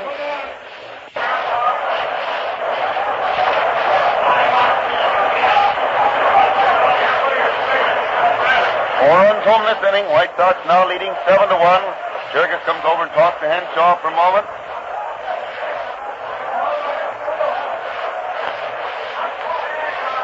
Roy throws again, and it's a strike over the heart of the plate about knee-high, and Mule naturally playing the string out of ways, let it go by. So it's 2-1. Infield playing in very close. Bases full.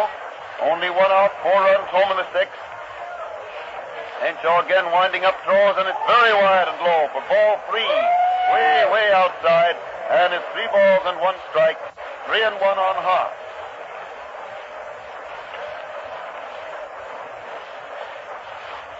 Henshaw waiting out there again. Winds up. Throws, and Mule gets ball 4. It's wide, and a run is forced across the plate. The run is forced home as Haas walks. The 5th run of the inning, and the White Sox lead 8-1. And English walks in to talk to Hartnett a moment and looks over toward the bench as though they may expect Bryant to come in there. Base is still full. 5 runs home in the 6th inning.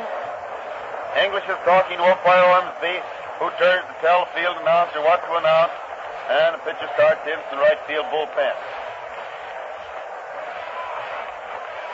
Hartnett's out there talking to Henshaw, leaning on his shoulder. Roy frankly, he had a curveball breaking off today. It was just about as tough a looking curveball as I've looked at for a long time. But he didn't have control of it, and Henshaw is one of these type of young pitchers that if the control isn't there, he doesn't have much chance of going anywhere. He had that ball breaking a foot to a foot and a half many times, never less than 6 or 8 inches, and breaking a little bit too far away from the plate. As a result, he was in the hole most of the time and ended up by walking that man to force in a run. However, there was a chance of his being out of the inning if Cabrera had fielded the ball hit right at him. He wasn't charged with an error on that, but he was charged with an error when he failed to touch first after taking the throwback of the ball from English. And now Clay Bryant, big husky right-handed pitcher, is out there on the mound finishing his warm-up.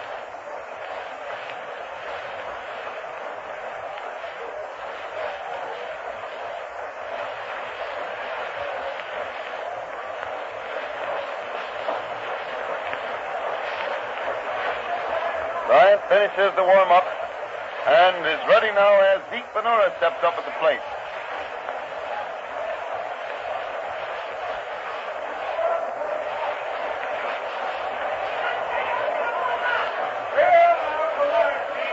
Clay takes a look around, see where everybody's playing out there, now gets ready to pitch the first one to Benora. Winds up and throws, and Zeke takes the curveball wide for ball one. One ball called.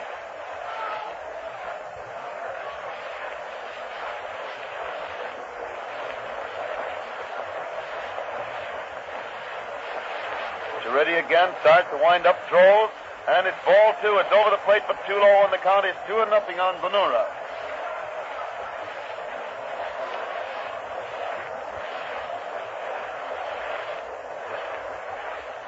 Two and nothing is the count, but the pitcher ready again.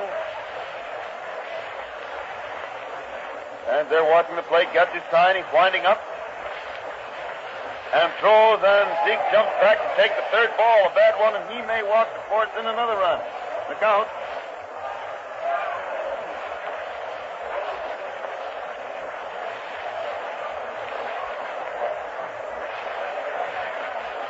And the next one comes down the middle for a strike. Zeke put on a big act that time. Started for first base.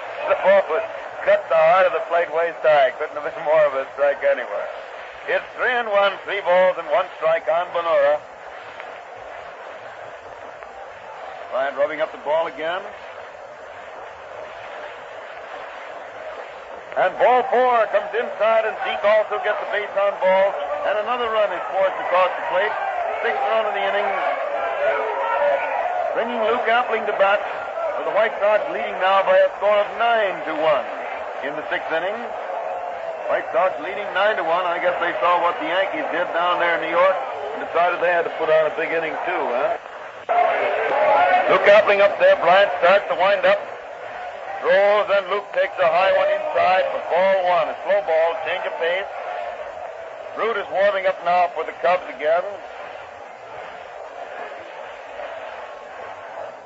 He's winding up, throws once more, and it's a strike. Curveball breaking away from the hitter.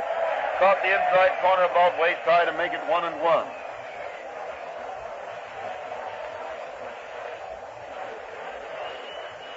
It's the next one, a beauty into left center for a base hit. 2 more runs are scoring. The runner for first, carrying for third, and Gill's throw is very wide.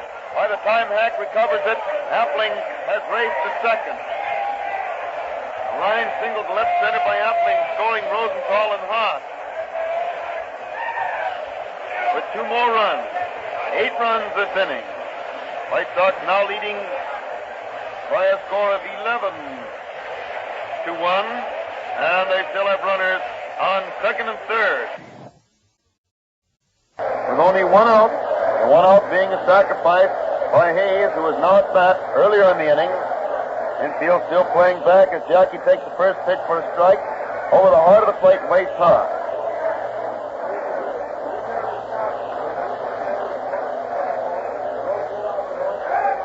And there's the ball, making the count 1 ball and 1 strike on Hayes. 1-1 the count.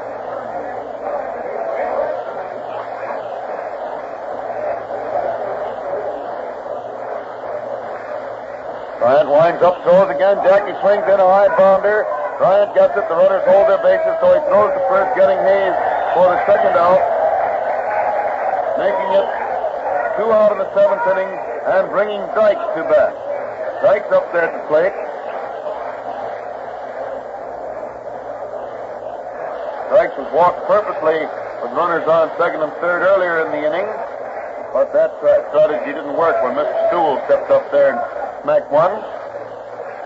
And Dykes hits the foul down to Billy Webb, coaching at third. He grabs it, throws it out to Hack. Goes on around the Cub infield, which still seem to be showing a lot of fire, although they're way behind right now.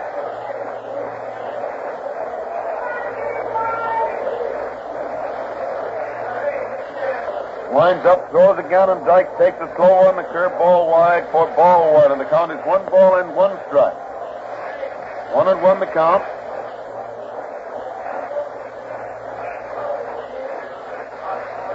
Ryan throws again, and Dyke falls down under one that almost hit him in the shoulders, and he takes it for ball 2. So the count is 2 balls and 1 strike. 2-1 on Dyke. Ready once more, starts to wind up, throws, and it's a ball that hits the bat and hits the ground and then bounded foul clear over to stand to the right of the plate. It's still 2-2. 2 balls and 2 strikes.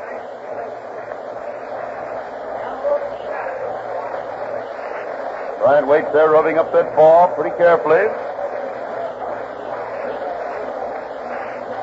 Finally starts his wind up and throws, and Dyke Dyke did the same thing that time he did before, and he looked at the bat and he looked at the plate and he said, I couldn't do it again if I tried.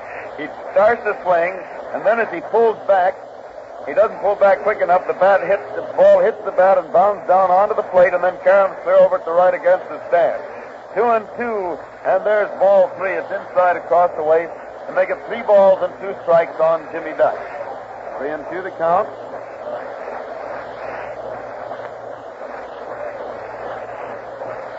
3-2 now. Throws again, and it's ball 4 wide, and Dyke gets his second walk of the inning. Once more filling the bases for Mr. Lucius Luke Steele.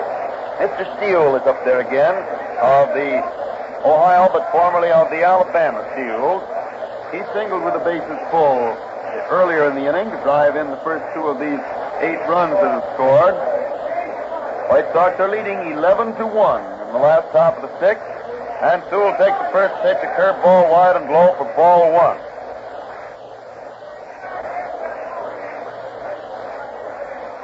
Waits there again, has the sign. He's winding up. Throws, and Sewell swings at a pop fly, which English is calling for. He has it. It's 3 out, and they finally retire the side. And, of course, the White Sox fans come up with a big howl because they've been waiting for this all year. In fact, for several years. Very several.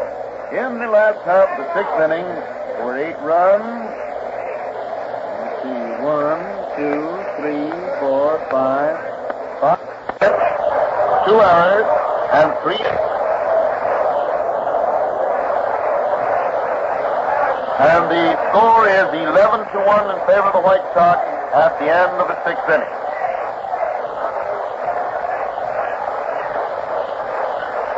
First man at bat for the Cubs in the 7th will be Hack. And now Mr. Stratton doesn't have a very difficult job. Getting one more bite of his dog, doesn't he? Hey, some of the Cubs fans are bending. They're standing up.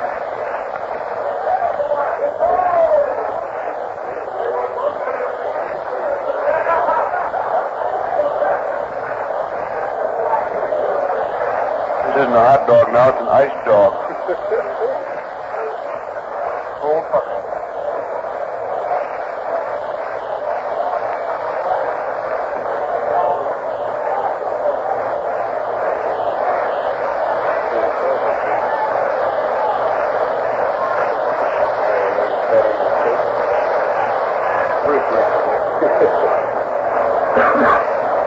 Now here we go in the 7th inning. Stanley Hack at bat for the Cubs. Stratton starts to wind up. Pitches. Stan takes the curve ball and catches the outside corner knee high for a strike. 1 strike on Hack. Stratton throws again. The hitter swings, and it's a bounder down to Hayes, who goes to his left to get it. Throws to first, and Stan is out for the first out in the 7th inning. 1 out in the 7th inning for the Cubs. And Gabby Artnett is at bat.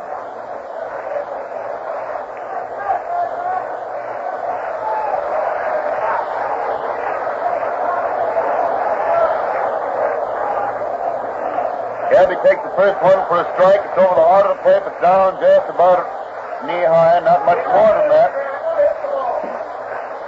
1 strike. And he hits the next one, a beauty down past third base, going on down with Radcliffe tearing over for it. Gabby makes the turn, but stops at first, goes back there when the throw comes in from Radcliffe. Gabby, as we've mentioned, is no particular gazelle on his feet. And while most fellas might have had a double on that, Gabby played it safe. I mean, after all, you crouch around behind that plate as many years as he has, and you won't be doing much gazelling either. Allen is going out there to run now in place of Hartnett. Allen running for Hartnett.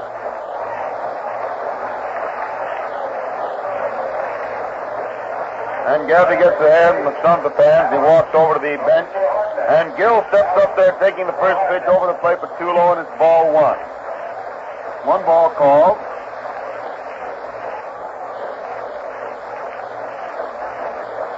He throws again, and Johnny fouls the ball on the ground to the right of the plate. That makes it 1-1. 1 ball and 1 strike on Johnny Gill. Stratton waits out there, slaps the ball into the glove a couple of times, uses the rosin bag, steps up on the slab, swings around, ready to pitch. Pitches, and it's a high one wide for ball 2, making the count 2 balls and 1 strike. 2-1 is the count.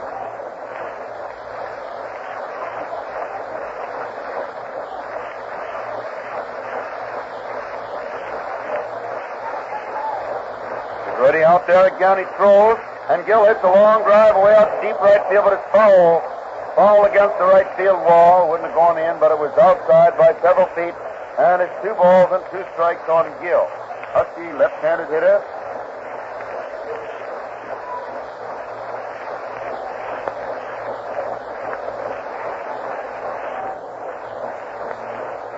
Stratton used the rosin bag, has another ball to pitch. He's ready once again, swings around as he gets the time. And pitches, and Gill swings, hit a pop foul to the left of the plate. Sewell is over there waiting for it, has it, and it's 2 out of the 7th inning.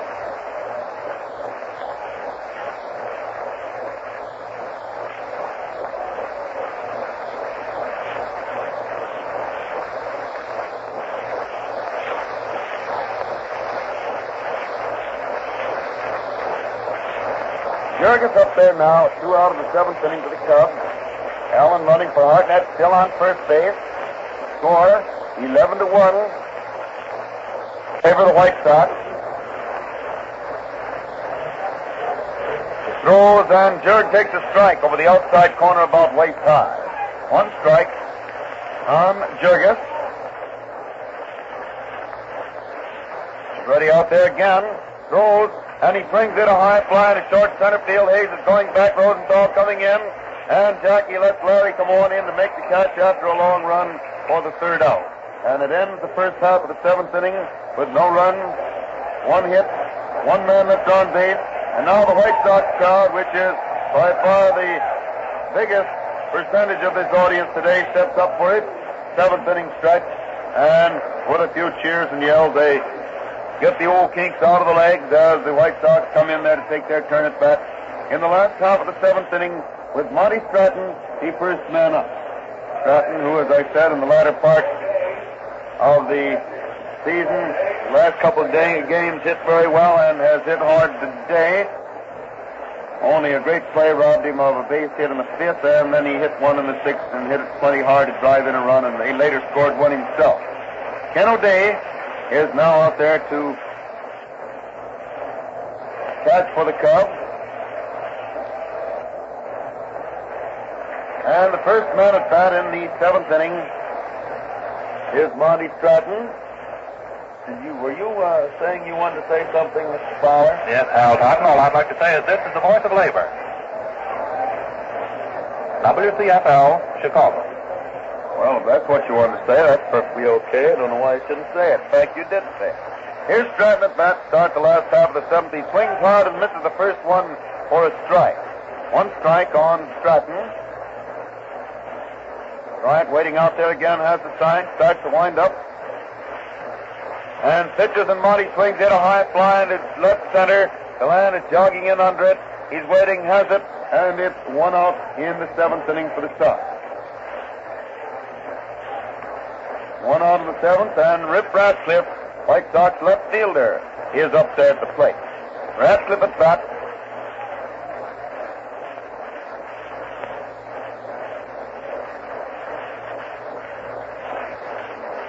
She winds up, throws the first one, and the Ripper takes a wide one across the waist for ball one. One ball called.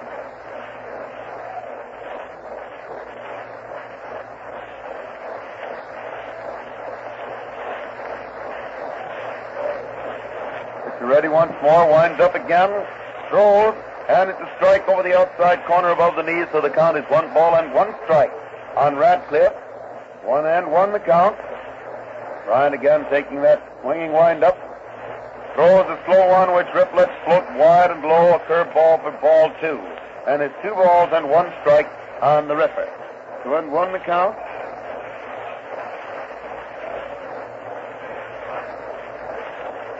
Winds up, throws again for ball 3 wide across the waist, and it's 3 balls and 1 strike on Ratcliffe. 3-1.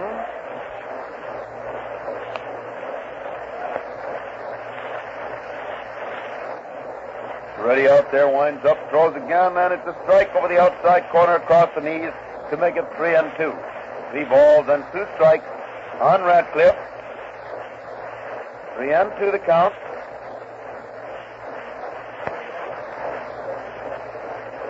Swings again to hit a bounder. English is in front of it, gets it, throws to first, and it's 2 out of the 7th inning. 2 out of the 7th inning for the Sox. And Larry Rosenthal again is at bat. He's made 4 hits and 8 times at bat in the series.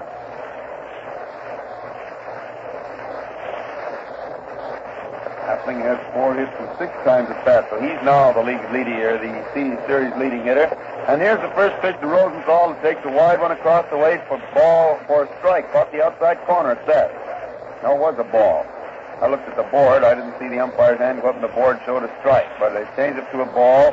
So it's ball 1, and there's ball 2 wide across the waist, making it 2-0, 2 balls and no strikes on Rosenthal.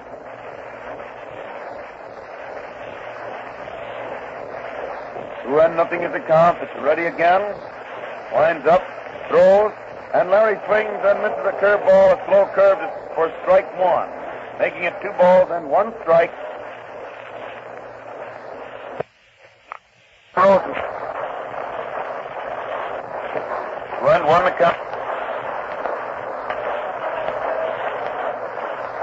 Bryant taking that easy wind up, throws again. Larry gets strike 2, a fast one over the outside corner, a little below the waist, to make it 2 balls and 2 strikes on Rosenthal. 2-2 the count. She's winding up. Throws again, and it's a high one that hits the catcher's glove, bounds off to the left of the plate, and it's still 3-2. 3 balls and 2 strikes on Larry.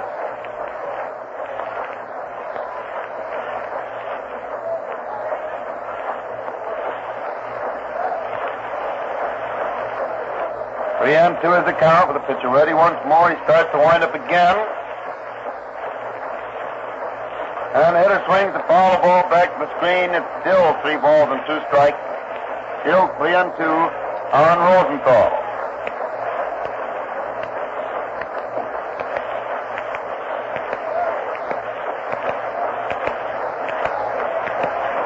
Three and 2 with the pitcher ready once more. He's winding up. And he pitches for ball 4. Larry gets the base on ball. Puts him on first base with 2 outs in the 7th inning, and Mule Haas is at bat. Haas up there at the plate.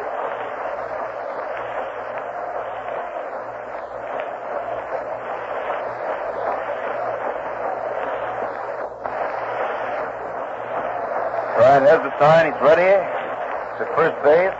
Throws, and the hitter takes the ball. It's inside and low. Day comes up with it ready. Springer and Rosenthal, a fast man, might be on the way or have a big lead. And, of course, the rumor still is naturally over in this league, same as in the National, that his throwing isn't all it should be, perhaps. Still watching first base. Throws, and the hitter takes a wide one across the knees for ball 2. And the count is 2-0, 2 balls and no strikes on Hart. 2-0 the count.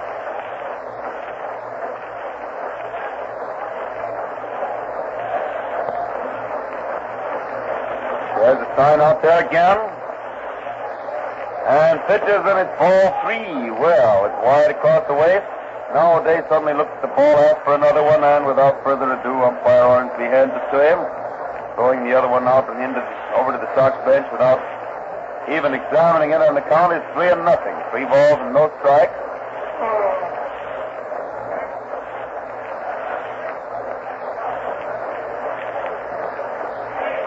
Three balls and no strikes. It's ready out there again. Throws, and it's a high one wide for ball 4. And Hart also gets a base on ball, moving Rosenthal to second base. And the White Sox have runners on first and second. 2 out in the 7th inning. And Zeke Ventura is at bat. Ventura up there at the plate.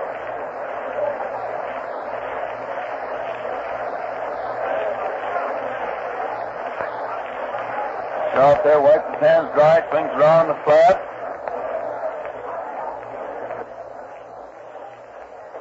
And the first pitch is so close to Zeke, he has to almost fall down to get away from it and take it for ball 1. O'Day grabs the ball, throws it back out there to the pitcher, and Bryant waits there again. Swings around on the rubber, looks back at second, pitches, and it's ball 2. It's inside and low. Bryant's control is ordinarily pretty good, but it certainly isn't out there today. He walked a couple men in his in the 6th inning, and now he's walked 2 already in the 7th. As runners on first and second with 2 out. White Sox leading 11-1. Bryant throws again, and it's a strike. It gets the outside corner across the shoulders to make it 2 balls and 1 strike. 1-1 is the count.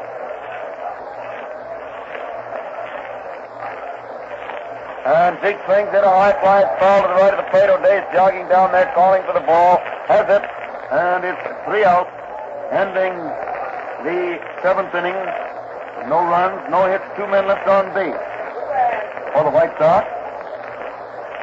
And at the end of the 7th inning, the White Sox are leading the Cubs by a score of 11-1. A rather overwhelming margin in any man's league. Now somebody's going to come to bat in place. Lillard coming to bat in place of Bryant in the last half of the 7th inning. Or rather, the first half of the 8th inning. Still, it's hard to figure a Chicago team is up to start an inning. I don't know. When you talk about Cubs or White Sox, you always figure them the second team at bat. Start of the 8th inning. Willard is batting for Bryant.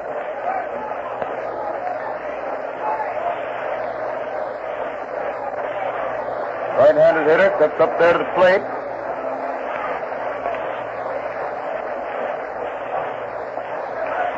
And Stratton's first pitch is inside and low for ball 1. 1 ball called. Monty winds up again, throws, and the hitter takes a strike over the inside corner waist high. And the count is 1 ball and 1 strike on Lillard. 1-1 the count. Ball 2, a curveball very wide and low, runs the count 2-1. 2 balls and 1 strike.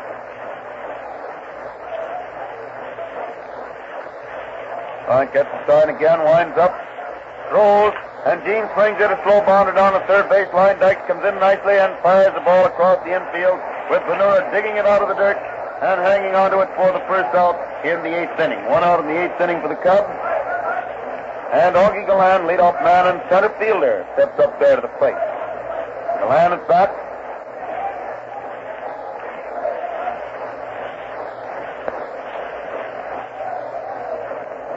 One of the warm-up balls in the Sox bullpen somehow or other got clear off the back of some shortstop position in left field, so they had to call time while Appling went back to get it and throw it over to the warm-up catcher there. Now Gallan watches the first pitch come over the outside corner a little above the knees for strike 1. 1 strike to count. He winds up again, throws, and it's a slow one that slips inside and low for ball 1. Make the count 1 ball and 1 strike on Gallan. 1-1 the count. Throws once more, and Augie gets the ball 2 wide and low. So it's 2 balls and 1 strike. 2-1 with the pitcher ready again. Waits out there for the sign. He has it. He's winding up. Throws, and Augie gets the 3rd ball wide. And it's 3 balls and 1 strike on Galan. 3-1. Stratton winding up. Throws again, and Augie gets the 2nd strike. It's over the outside corner, waist high. And Augie, who made the usual start first, comes back to the plate. 3-1. 3-2 rather. And Galan swings at an easy bounder out to Hayes, who gets it on the 2nd hop, throws to first, and Augie is out for the 2nd out of the 8th inning. 2 out in the 8th inning for the Cubs, and Cavaretta is up there at the plate.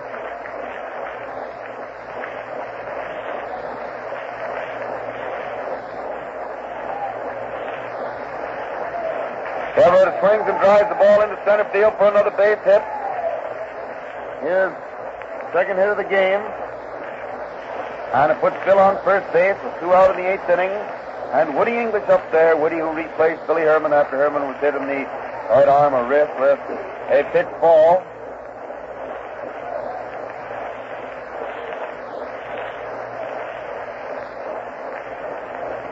Throws the first one, and Woody gets a good strike. It's over the heart of the plate, a little above the knees. 1 strike on English.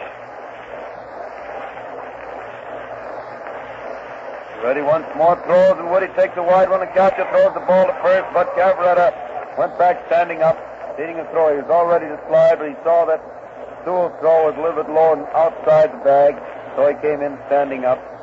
It's 1-1, 1 ball and 1 strike on English. And he hits the next for a high foul down the right field line and back into the stands. Cavaretta was around 2nd base, but he turns and strolls back to first. Quite a scramble for that ball down there in the stands. 1-2 to count, 1 ball and 2 strikes.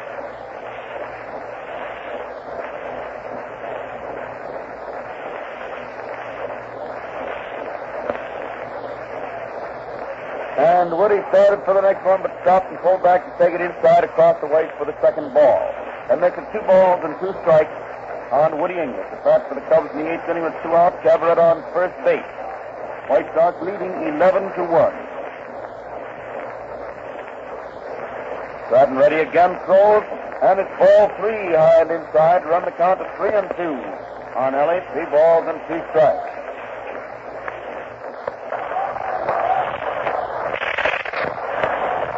Stratton rubs the ball up a little bit, then walks back onto the rubber. He's ready to pitch once more.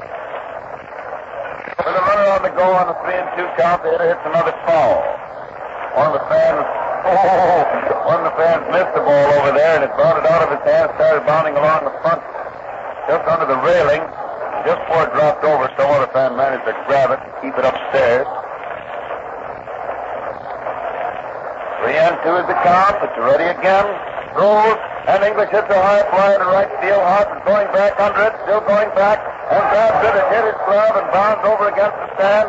English pulls up at 2nd base, and Cavaretta is scoring. And it's a long 2-base hit to the base of the wall in right field. Hart seemed undecided for a moment, and then when he did start going back, as hard as he could go, he couldn't quite reach it, and it hit his glove. So a real old boyfriend, remember it, George. I think that's the Monar, isn't it? No, that's the train. As soon as you opened the door, I could tell which one it was. Giving us the whistle as usual. And now Demery at bat takes the first one for a strike over the outside corner about knee high. 1 strike to count. Score now 11-2 in favor of the White Sox. English on 2nd base, 2 out, 1 run home, and Demery takes the ball wide, and the count is 1-1. 1 ball and 1 strike on Demery.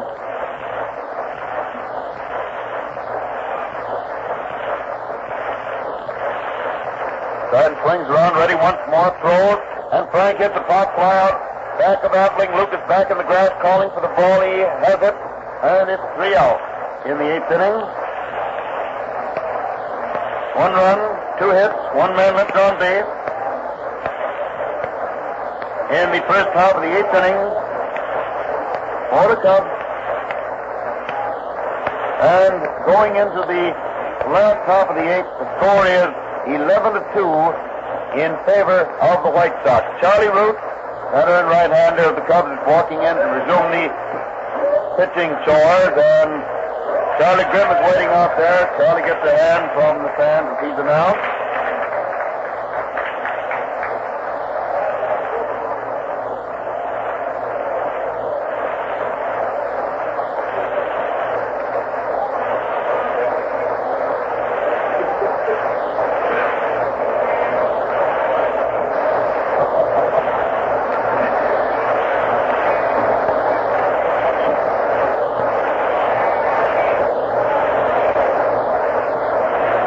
Going through his warm-up out there. With Appling standing over here with his hand on his hip and leaning on the bat watching him. He'll be the first man to face him. This is by far not Charlie Root's first City Series game. Charlie finishes the warm-up and Luke steps up there to the plate. Appling at bat to start the last half of the eighth inning.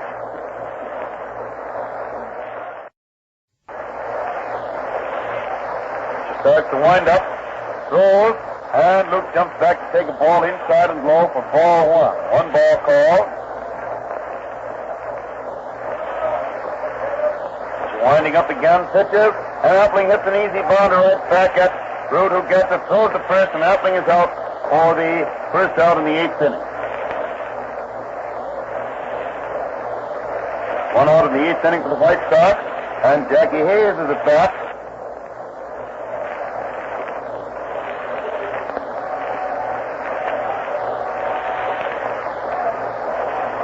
Winds up and throws, and Jackie swings it a high fly out into center field, and Galan racing in makes the catch for the second out. He had to go pretty well over toward right center to make that catch on the run, and it's 2 out in the eighth inning with Jimmy Dykes now at bat.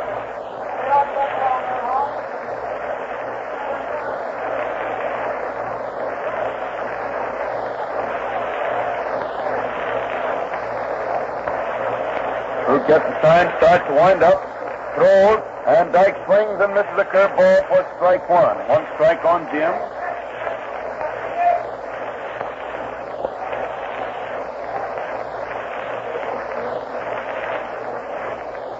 One strike to count. It's ready out there once more. Takes the time, gets the sign, starts to wind up, throws, and it's a wide one across the waist for a ball, making it one strike on Dyke.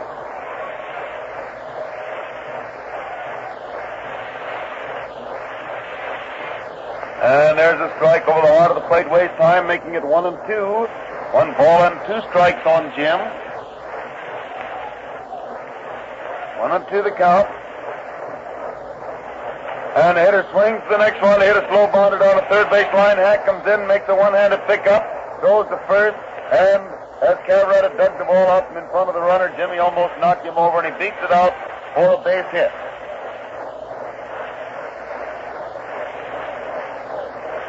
Dykes is on first base, 2 out in the eighth inning, and Sewell is at bat.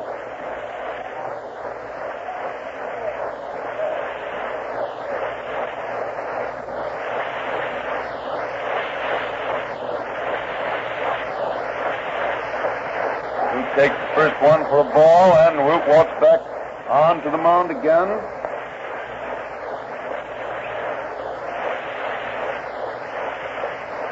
And the hitter hits the next one, a drive into center field, but Galan is waiting for it out there, has it, and it's 3 out, ending the eighth inning with no runs, 1 hit, and 1 man left on base for the White Sox. And at the end of the eighth inning, the White Sox are leading the Cubs by a score of 11-2.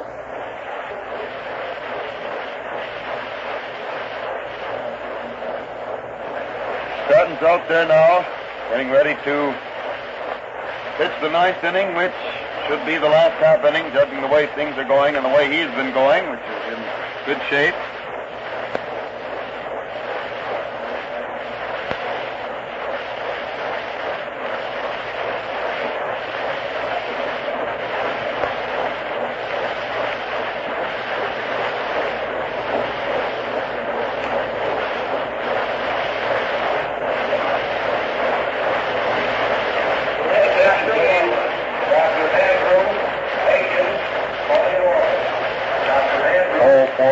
somebody down here. One of the doctors got to get in touch with some of the office department. Here's Stanley Hackett bat to start the ninth inning for the Cubs. Stratton stands there getting his sign.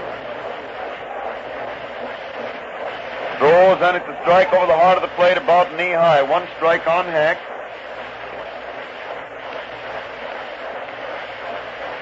And there's a ball inside and low, so the count is 1 ball and 1 strike on Stan. 1-1 the count. And he swings again, a foul one into the stand to the left of the plate. 1 ball and 2 strikes on Hack. 1-2 the count.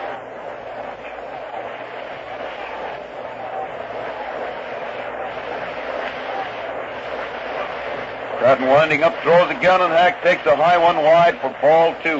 And it makes it 2 balls and 2 strikes on Stan. 2-2 is the count.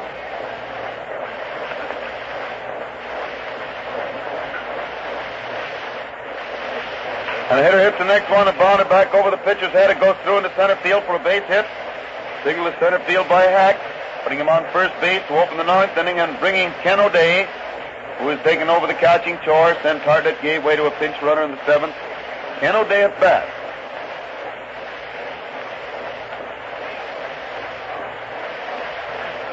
Stratton ready, throws the first one, and O'Day takes a curveball inside and low for ball 1. 1 ball called.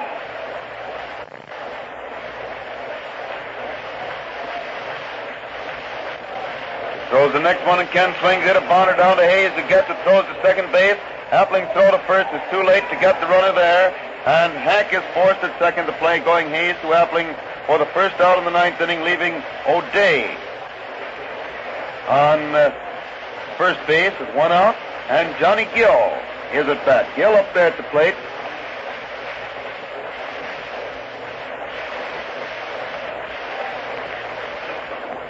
Gill at bat, but you're ready out there again. And the hitter swings the foul this one into the stand above and to the left of the plate. And it's 1 strike. 1 strike on Gill. But you're ready out there once more. Throws, and Johnny fouls this one back onto the net back of the plate.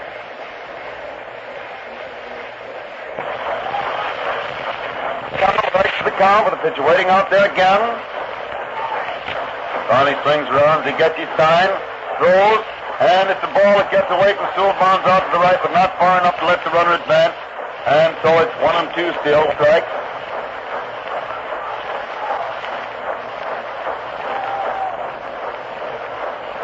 O'Day is on first base with 1 out of the 9th inning for the Cubs. White Sox leading 11-2. Finally has his sign again, takes another look at first, and throws, and the hitter hits the ball hard into right field for a base hit. O'Day makes the turn at second, keeps right on for third. Haas gets the ball and throws it in to second base. Single to right field by Gill. His second hit of the game. Moving O'Day to third. And bringing Bill Jurgis to bat. Jurgis up there at the plate.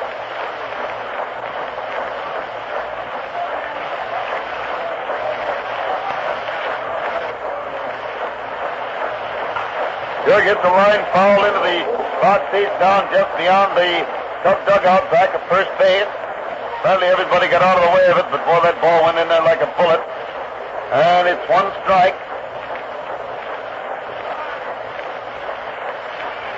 And the hitter hits the next one, a drive in the center field for a good clean base hit. 1 run is in, and Gill keeps right on and pulls up at third base. Signal to center field by Jurgis, and apparently Charlie Grimm is going to bat now in place of Charlie Root. Jurgis single to center, scores O'Day. The Cubs' third run of the game, making it 11-3. And Grimm is getting a hand from the fans as he walks out of the dugout. Some fans who are letting their rabidness, getting a little bit the better of their sporting spirit, are uttering a few boos, and there's no need for such a thing. Grimm is up there batting now in place of Charlie Root. Cub runners on first and third, and he hits the first one, an easy bouncer back at Stratton, who gets it, throws hard to second base and the throw to first base, a double play, and the game is over. Benora comes running in, throwing the ball into the air, and tearing for the bench, and it's a double play. The play going from Stratton to Appling to Benora for the second and third out, ending the ninth inning, and the Sox win 11-2. In the ninth, Cubs had 1 run, 3 hits, 1 man left on base. And the total for the ball game, White Sox had 11 runs, 9 hits, no errors. With, let's see, 1, 2, 3, 9 men left on the bases. The Cubs had 3 runs. See, they had 2, 3, 4, 5, 6, 7, 10 hits, and 4 errors, with 6 men left on the bases. The time of the game, 1 hour and 58 minutes. The winning pitcher was Stratton, and the losing pitcher was Warnicki. The totals again, giving the White Sox a 2-0 lead in the City Series. White Sox had 11 runs, 9 hits, no errors, with 9 men left on the bases. Cubs had 3 runs, 10 hits, 4 errors, and 6 men left on the bases. Time of the game, 1 hour and 58 minutes. The winning pitcher was Stratton, the losing pitcher, Warnicki. Tomorrow, the same 2 teams play here at Comiskey Park, also on Sunday, in the 3rd and 4th games of the City Series. We won't be on the air with it tomorrow, will we, George? Because it seems that we got a little football to do out to that good old Northwestern. You'll be comforting my old pal Dick Hanley, and in the next booth I'll be bearing down on one of our other stations. So, we'll have a lot of fun out there. But that concludes this broadcast. Mona was a little bit late today, but he got his whistle in just in time to get on the air. So, the final score today, 11-3. That means that the White Sox have won 2 games in a row, and tomorrow they're going to try to make it 3. Well, the Cubs have really got to come back tomorrow and do something. 4th game on Sunday. We will be with you then, won't we? Okay, games at 2 o'clock tomorrow and Sunday, but that's all for now. So Hal Totten is speaking for George, old Uncle George in his pipe here, trying to bid you good afternoon from Comiskey Park and return to the studio. Bye now.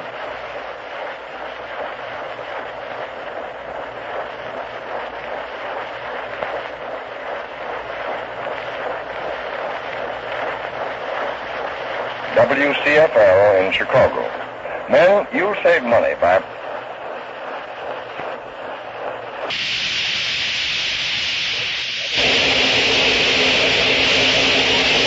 All Tops present Break Another Ready-to-Eat Cereals present All Tops. When you eat a bowl of Kellogg's cornflakes, millions of other people are also enjoying them.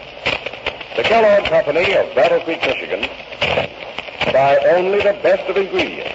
Their products are manufactured in the spick and span plant, and they're packed in the big white, red, and green packages with the patented inner wax type wrapper.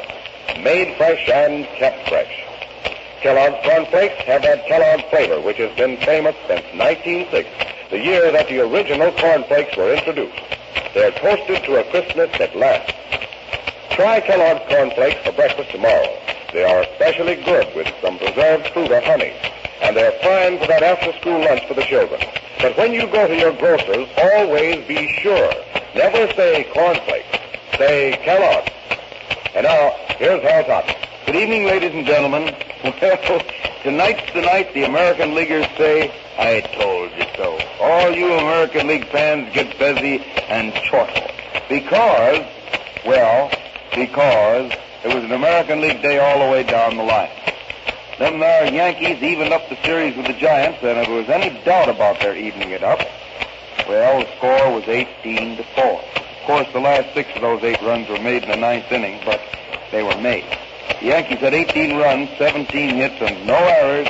To the Giants, 4 runs, 5 hits, and 1 error. The batteries for the Yankees, Gomez and Dickey. For the Giants, Schumacher, Smith, Kaufman, Gabler, Gumbert, and Mancuso. Here in Chicago, the White Sox made it to 2 straight over the Cubs, winning also very decisively 11-3. The White Sox had 11 runs, 9 hits, no errors. The Cubs 3 runs, 10 hits, and 4 errors. The batteries for the White Sox, Stratton and Sewell. For the Cubs, Warnicki, Henshaw, Bryant, Root, and Hartnett for Day. I don't know just what to say about those things, and yet I guess I do. That Yankee game down there in New York, when the Yankee power really started and turned on the heat, more or less, emphasized the fact that the Giants are really, in this series, one Carl Huff. It's pretty hard to say at any time that a ball club is no stronger than any one man, but if Schumacher can't do it, and Smith couldn't stop them, then I don't know what they can expect in a case like this. For the simple reason that now Hubble has almost certainly got to come back tomorrow. There's a good chance he won't, that's true. There's a good chance somebody else, and he's a pretty good... But if Fitzsimmons pitches tomorrow, great cat, the way these Yankees turned on the heat today, he might very easily lose. Then Hubble comes back with a full 3-day rest, and they can't very well use him again in the series. If Hubble tomorrow with 2 full days of rest, and here sometimes in a very down situation like this, you can do that, and although you'll find Hubble and others even doing it through the season, then if Fitzsimmons might come back and do it, somebody else, maybe Schumacher, and between the two of them win one game, then Hubble gets another crack at him after 2 more days rest, and they might be back in there. You can't ever tell. So it looks as though it's on Hubble's shoulders and practically no one else's. Here in Chicago, the collapse of the Cubs' defense has been probably even more startling than the collapse of the Cubs' much-heralded pitching staff. Because the pitching staff certainly hasn't held up, and yet in yesterday's game in which Lee lost, the defense collapsed to start him on his way, and in today, the very first inning, the defense collapsed, and then the big 8-run 6th inning, the defense was also very poor. The Cubs coming up with 4 errors today, 2 in that inning, to make it just too bad. Throws. And in the first inning it did. But when those White Sox hitters started to take cracks at Warnicki in the 6th inning, there was what's known as 2 of the most dangerous hitting teams in the American League. Find this National League pitching not so very difficult after all, although, as I said, it is to be seen in the composite box scores of the 2 games played. Yankee composite box score first. You find the Yankees as a team hitting .329 in 2 games, while the Giants as a team are hitting only .231. The strange part of it is that fellows and health fellows who have made hits in each, with 3 hits in is hitting 4 hits in 9 and 444. Ott with 2 hits and 6 trips is 333. Mancuso with 2 hits and 5 trips is 400. And Jackson is the only regular under 300, and he has 1 hit and 8 times at bat with 125. I mean by that the only regular who has made a hit. Hubble himself has a batting average of 500 with his 2 hits and 4 times at bat. And Davis in there as a pinch hitter today made a hit to have a batting average of 1,000. But Moore has been held hitless in 10 times at bat, Lieber in 4, Ripple in 2, and Whitehead in 7. Now, compare to that the fact that the Yankees find only 1 man who is engaged in either of these 2 games that hasn't made at least 1 hit. And that is Charlie Ruffing, the pitcher who pitched the opening game of the series and was shut out in 3 times at bat. In fact, he struck out 2 of those 3 times. So everybody in the lineup, including Gomez, the pitcher today, has had something to do in the batting line. Now, when you have the hitting running all the way up and down the line that way, it's pretty tough. The most sensational showing at bat so far in the World Series is Jake Powell, a fellow who really wasn't figured so seriously at the start. As a matter of fact, some people weren't sure that he would be regularly in there, although it was practically certain. But Powell, a boy who came from Washington in the deal for Ben Chapman this year, is hitting .714, just a mere .714. He's made 5 hits and 7 times at bat and has gained a couple of walks. Other sensational averages, Rolf has 3 hits and 7 times at bat, and Frank and Joe have 4 in 9 times at bat. Other fellows are all below 300, and that leads me to say another thing. Two of the biggest guns of the Yankee attack have been held below 300, and they're not going to stay there, at least one of them. So, in other words, they've won this one game to even it up without the really serious services of Lou Gehrig, who has made 2 hits and 8 times at bat, and Dickey, who has made 2 and 9 times at bat, that they're almost bound to get before the series is over. The big shot today, of course, was Lazzeri, whose lone hit of the series, giving him an average of 143, happened to be a home run with the bases full, which is a lot of home runs in any league. Gomez came up with a base hit, and so he's very happy tonight. The White Sox-Cubs series, we find not quite as striking a situation, but still bad enough. The White Sox are hitting .231 as a team, with Appling topping the list, or rather tied with Rosenthal at the top of the list, with 4 hits and 8 times at bat. Each of them has a 2-base hit. Dykes is third with 2 hits and 6 times at bat with .333 average, and all the rest of them under 300. Stratton, the pitcher, made a hit today to have an average of .250. Sonora has 1 hit and 6 trips with .167. Radcliffe 1 hit and 7 trips with .143. And Hayes and Sewell each have 1 hit and 8 times at bat with .125. So their hitting hasn't been overpowering, but the Cubs pitching has been so bad and their defense so bad. There are 5 errors in 2 games and 12 passes in 2 games, making it, they're giving the Sox an opportunity which they haven't overlooked. The Cub batting average is only .209 as a team, which is not very good. The Giants, incidentally, are hitting .231 as a team, which ties the present White Sox. The leader of the Cubs is Woody English, who has made 1 hit in his only appearance for a perfect average. But of those who have been in the game, in both games, Gill, making 4 hits and 8 times at bat, has an average of .500. Hack, with 2 hits and 6 trips, has .333. Hartnett with 2 hits and 7 trips, .286. Cavaretta with 2 hits and 8 trips, .250. And then on down, Demery has only 1 hit and 7 tries. Golan and Jurgis 1 and 8. And the rest of them haven't hit. So you find the same weakness in the Cub team that the Giants are showing, and the same strength in the Sox team that the Yanks are showing, and that is that everybody pretty near has had something to do. Only 2 of the White Sox players haven't made at least 1 hit. Haas, who has been up 6 times, and Kennedy, the pitcher, who was up 4 times yesterday. Whereas, of the Cubs, Herman, Warneke, Lillard, O'Day, Grimm, Lee, and Carlton, who have been at bat anywhere from 1 to 5 times, haven't made a base hit. Before we go any farther, I do want to remind you of one thing. And that is, remember what we said last night. The baseball player who won the Kellogg's Most Valuable Player contest will be announced Monday night, the winner of the player winning the Pontiac sedan. And then, if possible, Monday night, or if they haven't been able to figure through all the letters by that time, at least within the next 2 or 3 days after Monday, the main prize winners of the fans who wrote in will be announced. And also, every single person who voted in the contest is going to receive by mail a complete list of all the prize winners. If you know how many thousand that involved, it would give you a big kick. The scoring today started in the very first inning here at Comiskey Park. Radcliffe, the leadoff man for the Sox, walked and went to second on Rosenthal's single. Haas laid down a bunt toward third base, and Warneke went over there and got it with plenty of time to get Radcliffe at third base. He'd have had him by 8 feet, but he had one of those things happen like Cavaretta did yesterday and threw the ball clear down to the canvas down the left field line, with the result that both Radcliffe and Rosenthal were able to score, and Haas reached third. Warneke looked like himself in striking out Benura and making Appling hit a ball toward Herman, but it was hit a little to Billy's right, rather hard hit, and caromed off Herman's glove for a scratch double, putting Haas across the plate. The Cubs got one of those back in the second inning with 1 out when Hack walked, went to second on Hartnett's scratch hit, and scored on Gill's single.